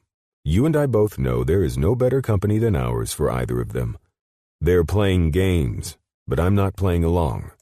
I'm getting off this phone, and unless you have a fucking medical emergency or the building burns down, I want you to relax and not call me." The other end of the phone was silent. "Are you still with me, Alex?" "I'm wondering if you are still with me." "Can you just trust me on this? I'm not allowing anything to harm the company. If I felt concerned that everything was going to hell, you know I'd be on this." "Right," he exhaled. "Go to bed. I'll check in later and stay up to date with any bullshit they try and come at us with." "All right. Then I'm going to get off the phone and do something I've never done before in my life. Not give a fuck. You do your job, and I'll do mine. Right now, these fuckers can wait for my intervention on this bullshit when I get back. The ball is in our court." "You're right. All right, I'll call if anything comes up. I'm checking emails, and then I'm out. Get some rest, man, because when I get home, we'll be going at this hard until it's resolved." "Got it. Later." Alex was pissed, and I knew precisely why. I wasn't acting like myself. As the words left my mouth, though, they made sense. If we reacted to this like we were desperate, it would only make us look like the fools these dicks believed us to be. They weren't getting responses until next week when I had them in my office to figure out what the fuck they were trying to pull on us. I finished up as Avery walked out of her room dressed in jeans and a sweater. "You up for a little tourist day in Gloucestershire today?" I asked. She eyed me. "A tourist day? I think the question is, are you up for a little tourist day today?" She pulled her hair into a ponytail. "Last time we tried to go out, we almost got fake divorced." "I have a driver waiting," I said with a smile. "I think you'll like this tour. It's about an hour away." "Don't you have a car of your own?" she asked. "I mean, the whole driver thing seems a little over the top for us newlyweds." My lips twisted. "I use my driver so I can handle business on the road," I answered honestly. "Then I'll be the driver," she said. "Avery," I smiled. "Are you forgetting that they don't drive on the same side of the road as Americans? The steering wheel is on the right side, not the left side of the vehicle. Your instincts will be completely turned around." She met me with that challenge I saw all night last night. "I think if I can handle you and that long-ass dick of yours after 3 years of not having sex, I can handle a drive. Do you have anything other than the rolls that brought us here?" "You want to go without a driver that badly?" I asked. "I want it to be just you and me," she said with a smile. "It sounds fun, and your driver needs a vacation too. Why does he have to wait in the car while you and I go play?" "He does whatever he wants after driving me." I stopped myself, seeing her roll her eyes at my excuse. "All right. I have a few cars to choose from. I never drive the damn things, so maybe they could use some attention." "Do they just sit out here?" she asked with a laugh. "Will they even start?" I smiled. "My driver lives on the property. He handles all the maintenance on my vehicles while I'm in the States. They work. I'll even let you take your pick. I'll grab my purse, and we can get out of here. Damn, she said. I should have taken a run before this. I looked at her in confusion. She seemed to have a look of panic flash across her face. It's raining. Would you rather go for a run first? I can join you. I'm good. Taking off for a drive sounds like fun, she smiled. I need to take the edge off somehow. Edge? Forgive me, but I'm a bit confused. I could tell something was on her mind and didn't want to add to whatever it was. Yeah, it's the fun life of dealing with shit, she grinned. I talked to Addie this morning, and it was lonely, but my ex was on one again last night. Long story. While I usually run this shit out of my system, a drive through the countryside sounds like it'll do my wound-up nerves some good. Perhaps we should get you behind a little horsepower. I was planning on taking you to Thornbury Castle. Her blue eyes widened and her smile radiated excitement. Shut the hell up, she said. I saw that place in a brochure. It's a Tudor castle. And supposedly haunted, I teased. Show me the way to our car, and let's go see a place that doesn't require my time-traveling binoculars. Oh, I said, stopping her. If you can pack an overnight bag, do so. Or perhaps I might rephrase that. Would you care to stay the evening there with me? She narrowed her eyes. Will there be sex? I smiled and slipped my hands into my pockets. I believe I might continue our evening, minus you screaming out my name through the castle corridors, of course. She looked at me in a way that I couldn't discern. Her eyes seemed to gloss over as she bit down on her bottom lip. She sucked in a breath, smiled, and walked away in what I assumed was happiness that we were taking this last-minute trip. Chapter 10. Jim. I took Avery's and my duffel bags to the garage, and I started to load them into the trunk of the car that I had hoped she would enjoy making the 1-hour trip to Thornbury in. Holy mother of... She covered her mouth as she walked toward where I was placing my briefcase in the back, which was insurance in case I needed assistance if shit went down that Alex couldn't handle alone. That's a classic Ferrari, isn't it? And my bride is a car enthusiast. If I would have known that, I would have married you earlier. She rolled her eyes and snatched the keys from my hand. Do I still get to drive this baby? She dangled the keys in front of my face. I felt my godforsaken phone buzzing, and I knew some company shit was busting loose again. I slipped it out of my slacks, which I'd put on out of habit. I could change into my jeans at Thornbury Castle. Is that phone buzzing in your pants the reason you need a driver? Avery questioned with a devious smile. It is.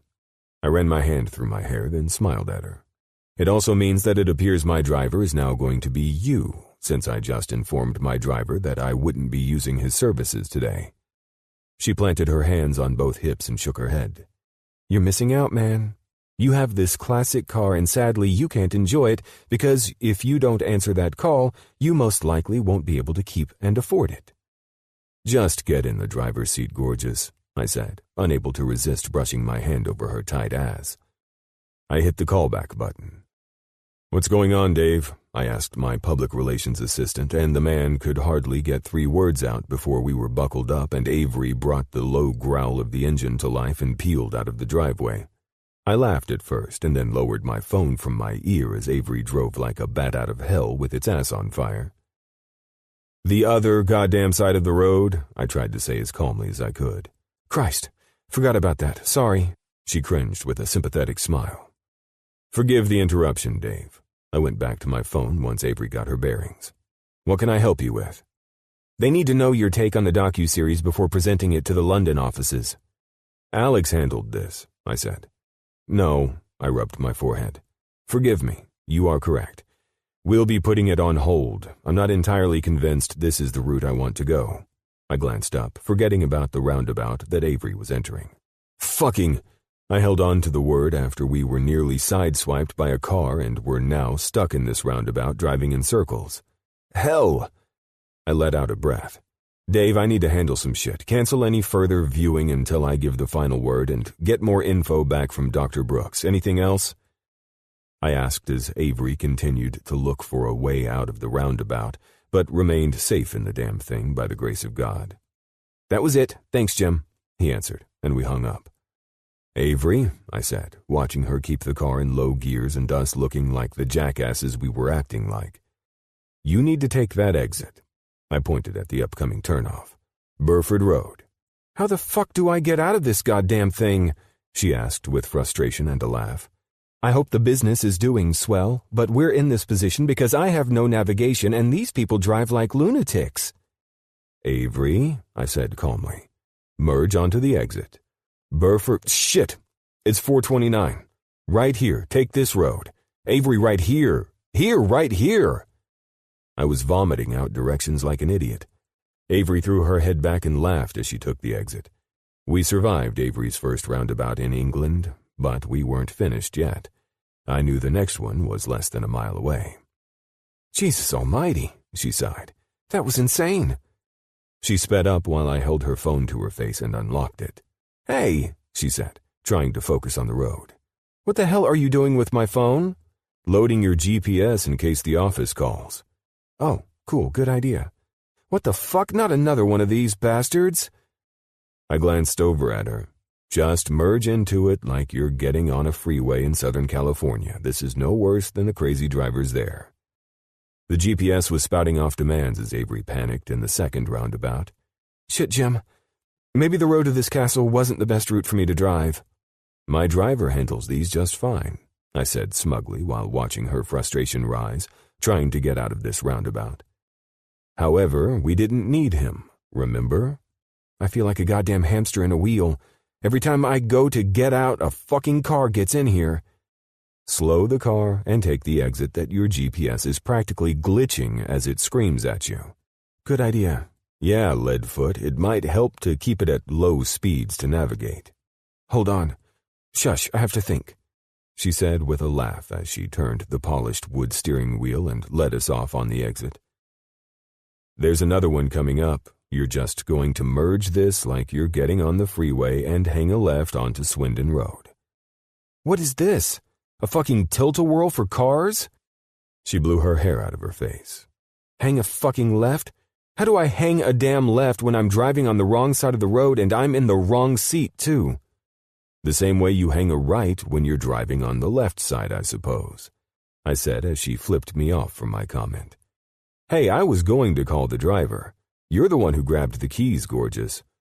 I chuckled, seeing another email pop in from my assistant in my London office. Holy shit. She raised her hands off the steering wheel and danced in her seat. I fucking dominated that bitch. Only 3 laps this time, I smirked. If you can shut the phone off, you could be behind the wheel and driving this car. It's the most glorious thing in the world. Fine, you can pull over, I said. Seriously, there are more roundabouts and I'm in the mood to get to the castle, not spend my night going in circles. She reached over and lightly punched my arm. See, I knew I could get you driving again. She eased the car off the main road and stepped out. It just took my pretending I didn't know what the hell I was doing. I met her at the trunk and pulled her into my arms. You weren't pretending. I lifted her chin to press my lips to her smiling ones.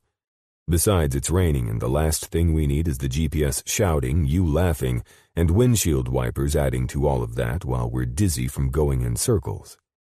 Just drive my ass to this castle, she said with that damn smile that intrigued me from the first moment I met her on the plane to London. At least I learned something new today. When in England, don't drive like a crazy American. She laughed. We sat in the car, settled, and took off. How long had it been since I'd turned it all off and drove one of my cars? This was somewhat healing to my soul. It was so relaxing. What do you know about Thornbury? I asked, maneuvering the next roundabout a bit less theatrically than Avery would have.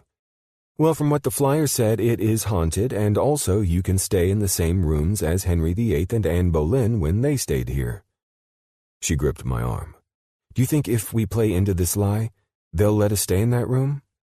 As much as the Tudor dynasty is fascinating with the market left here, do you truly want to stay in the room that man stayed in? When he was with Anne, he was cool, remember? So he was only not cool after he beheaded Anne Boleyn? I think Catherine of Aragon would disagree. I don't know when he went nuts. I know he suffered injuries and went crazy. Do you think that's why he killed the Duke of Buckingham and seized this castle?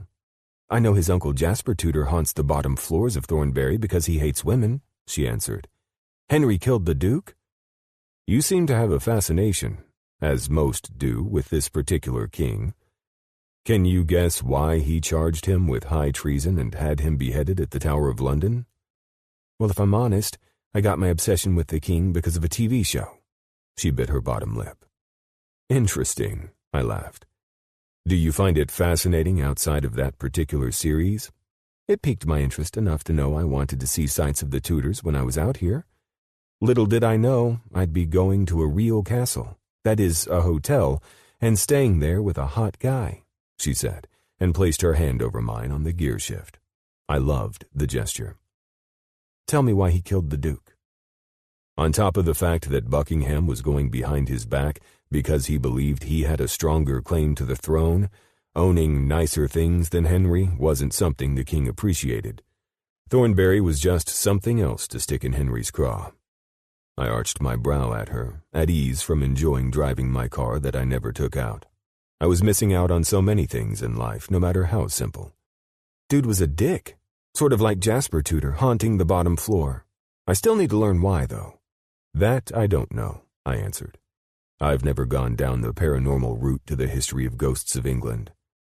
This is the coolest thing ever, though. She unbuckled and brought her lips to my cheek. We have to have sex there, and this will beat out every cool memory I have in my visit.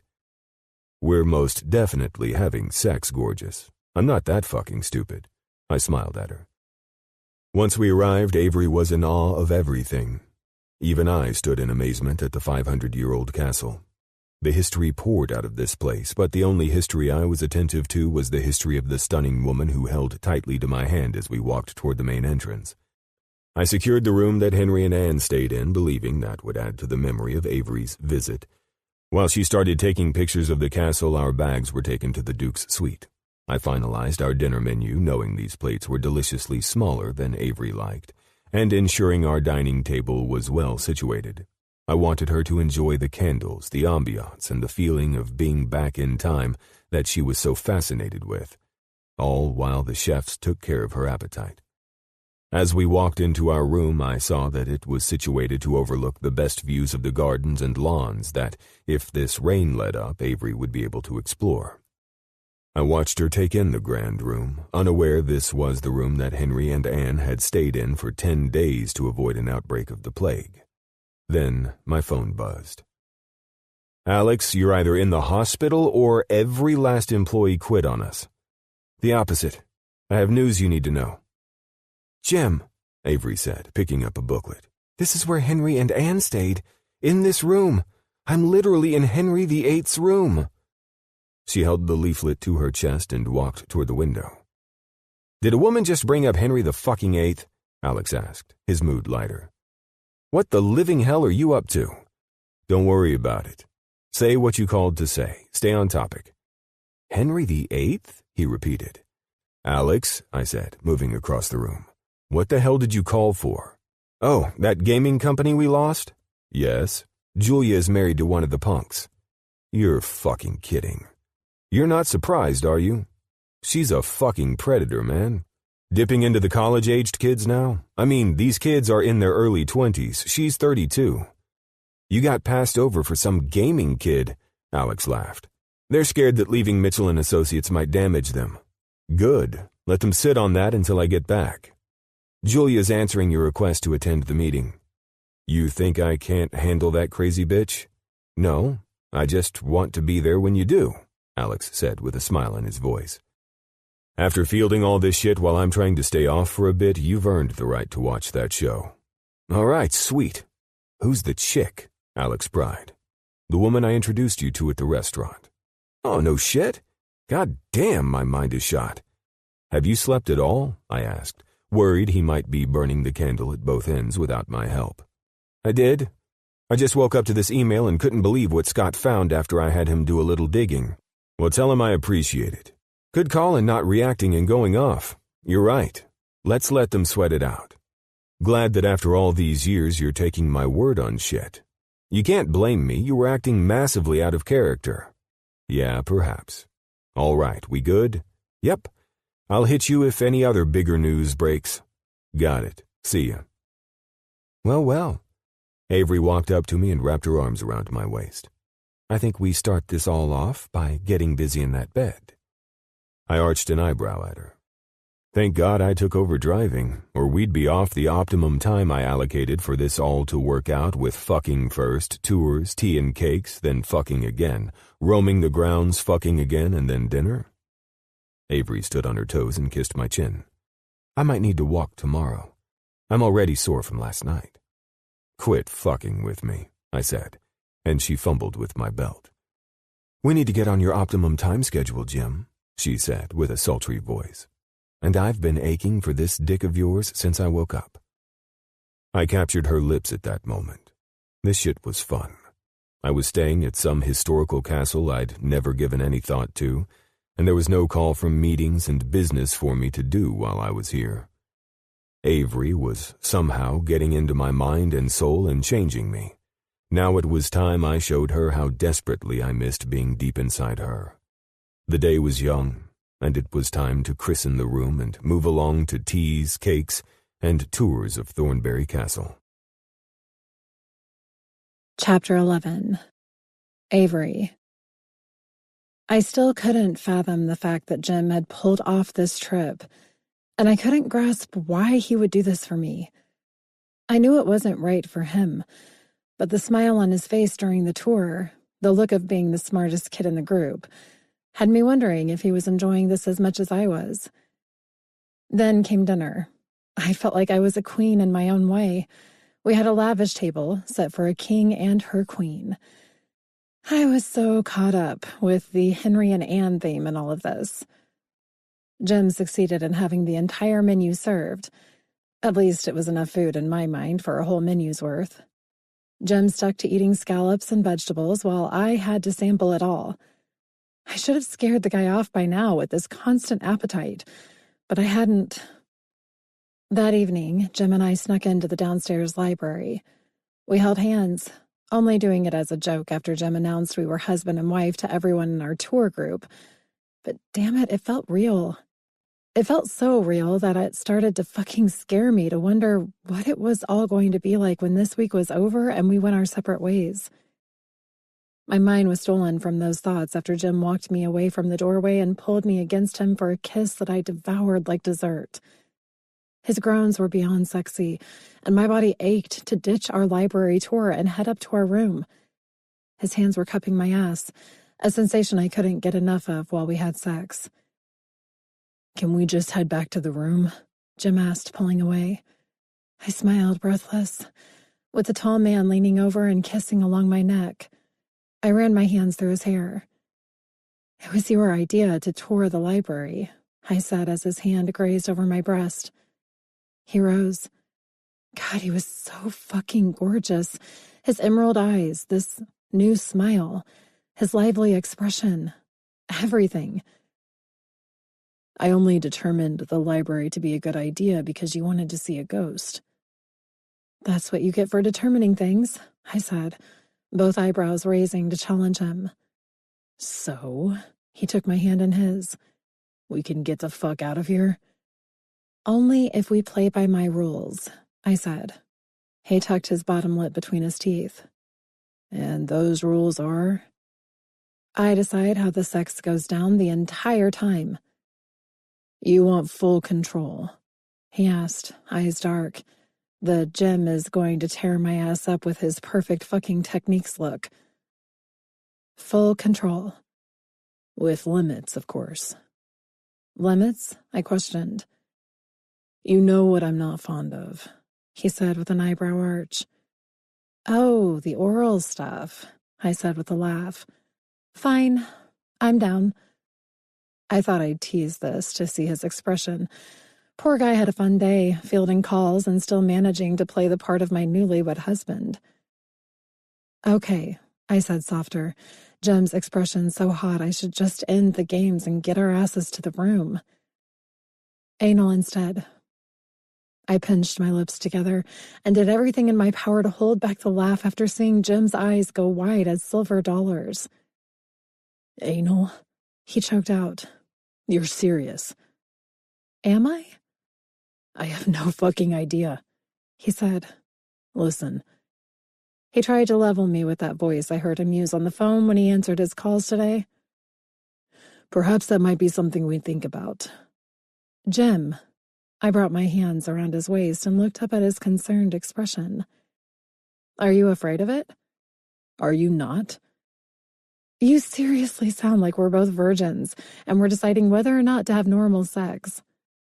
Well, this is one situation I might think, or hope.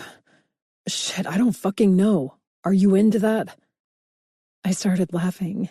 I'm into having your sexy ass in any way I want it. Well, gorgeous. He ran his knuckles along my jaw. I think I will fight you on this. Don't say that, I said, walking away from him, or I'll suddenly have a headache and not want anything but rest all night. You're a goddamn tease, he said, following me out of the room. His phone buzzed, and the older gray-haired couple who were on our tour, giving us shitty looks all day, mainly Jim, walked with us toward the spiral staircase. You know, for a newlywed couple, he sure doesn't treat his wife right, the woman said under her breath. What the fuck?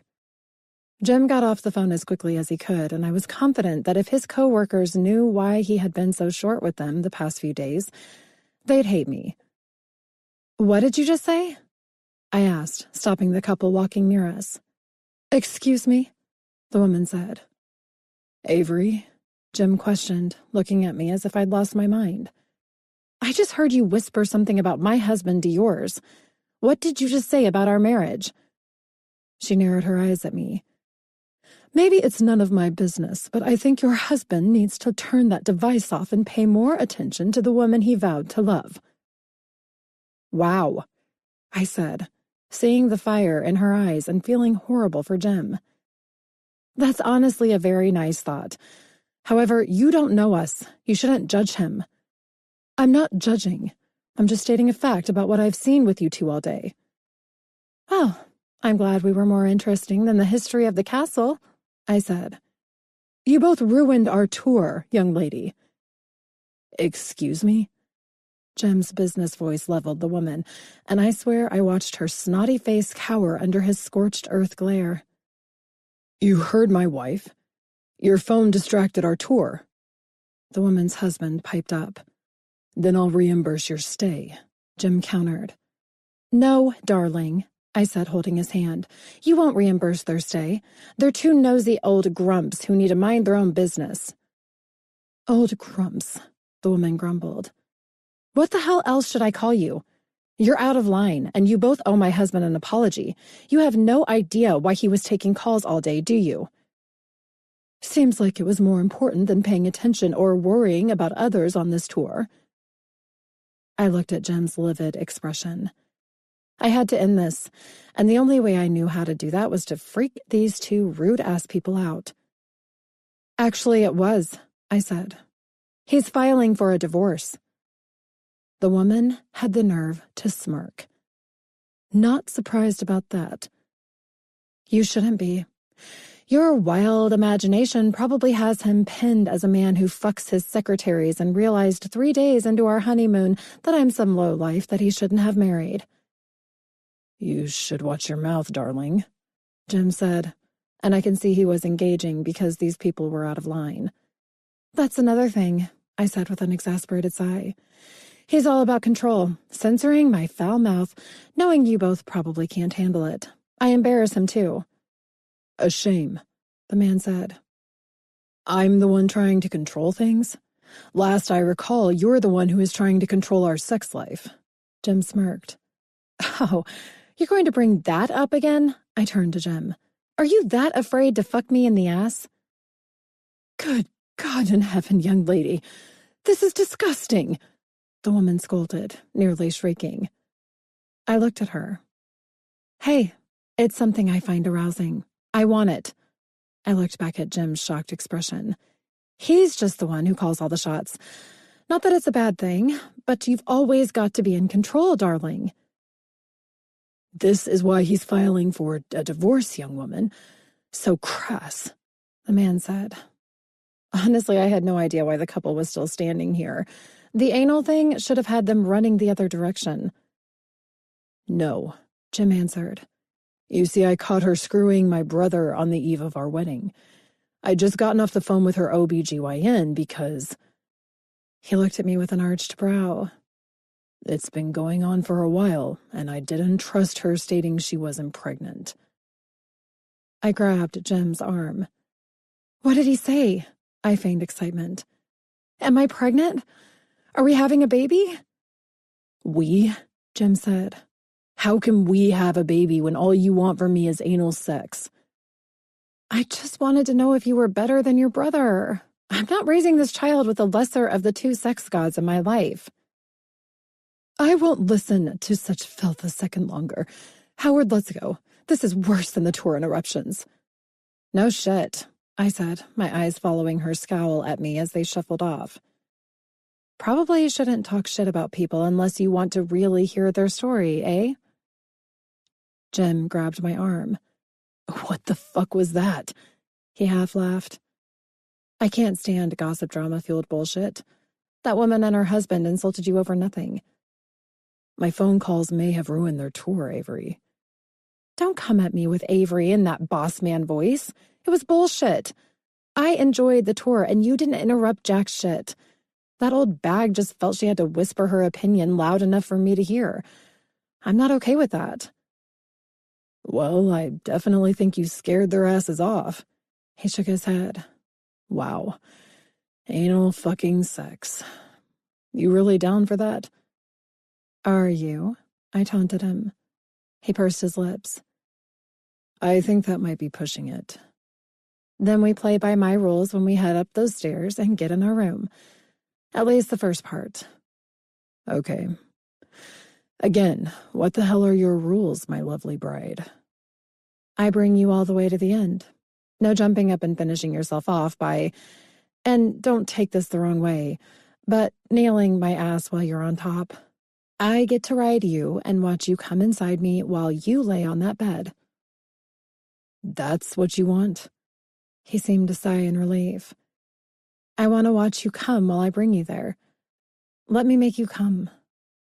He pulled me against him. This was a thing I was learning quickly he seemed to enjoy doing, and I loved being swallowed up in the muscular man's arms. Very well, then. You can ride me into ecstasy if that's what you want. You could have just said that instead of scaring that poor couple out of their minds. They deserved it. It's not fair. You're a good man, Jim. I'm not your husband, and we're not on our honeymoon. He answered more seriously as we walked up the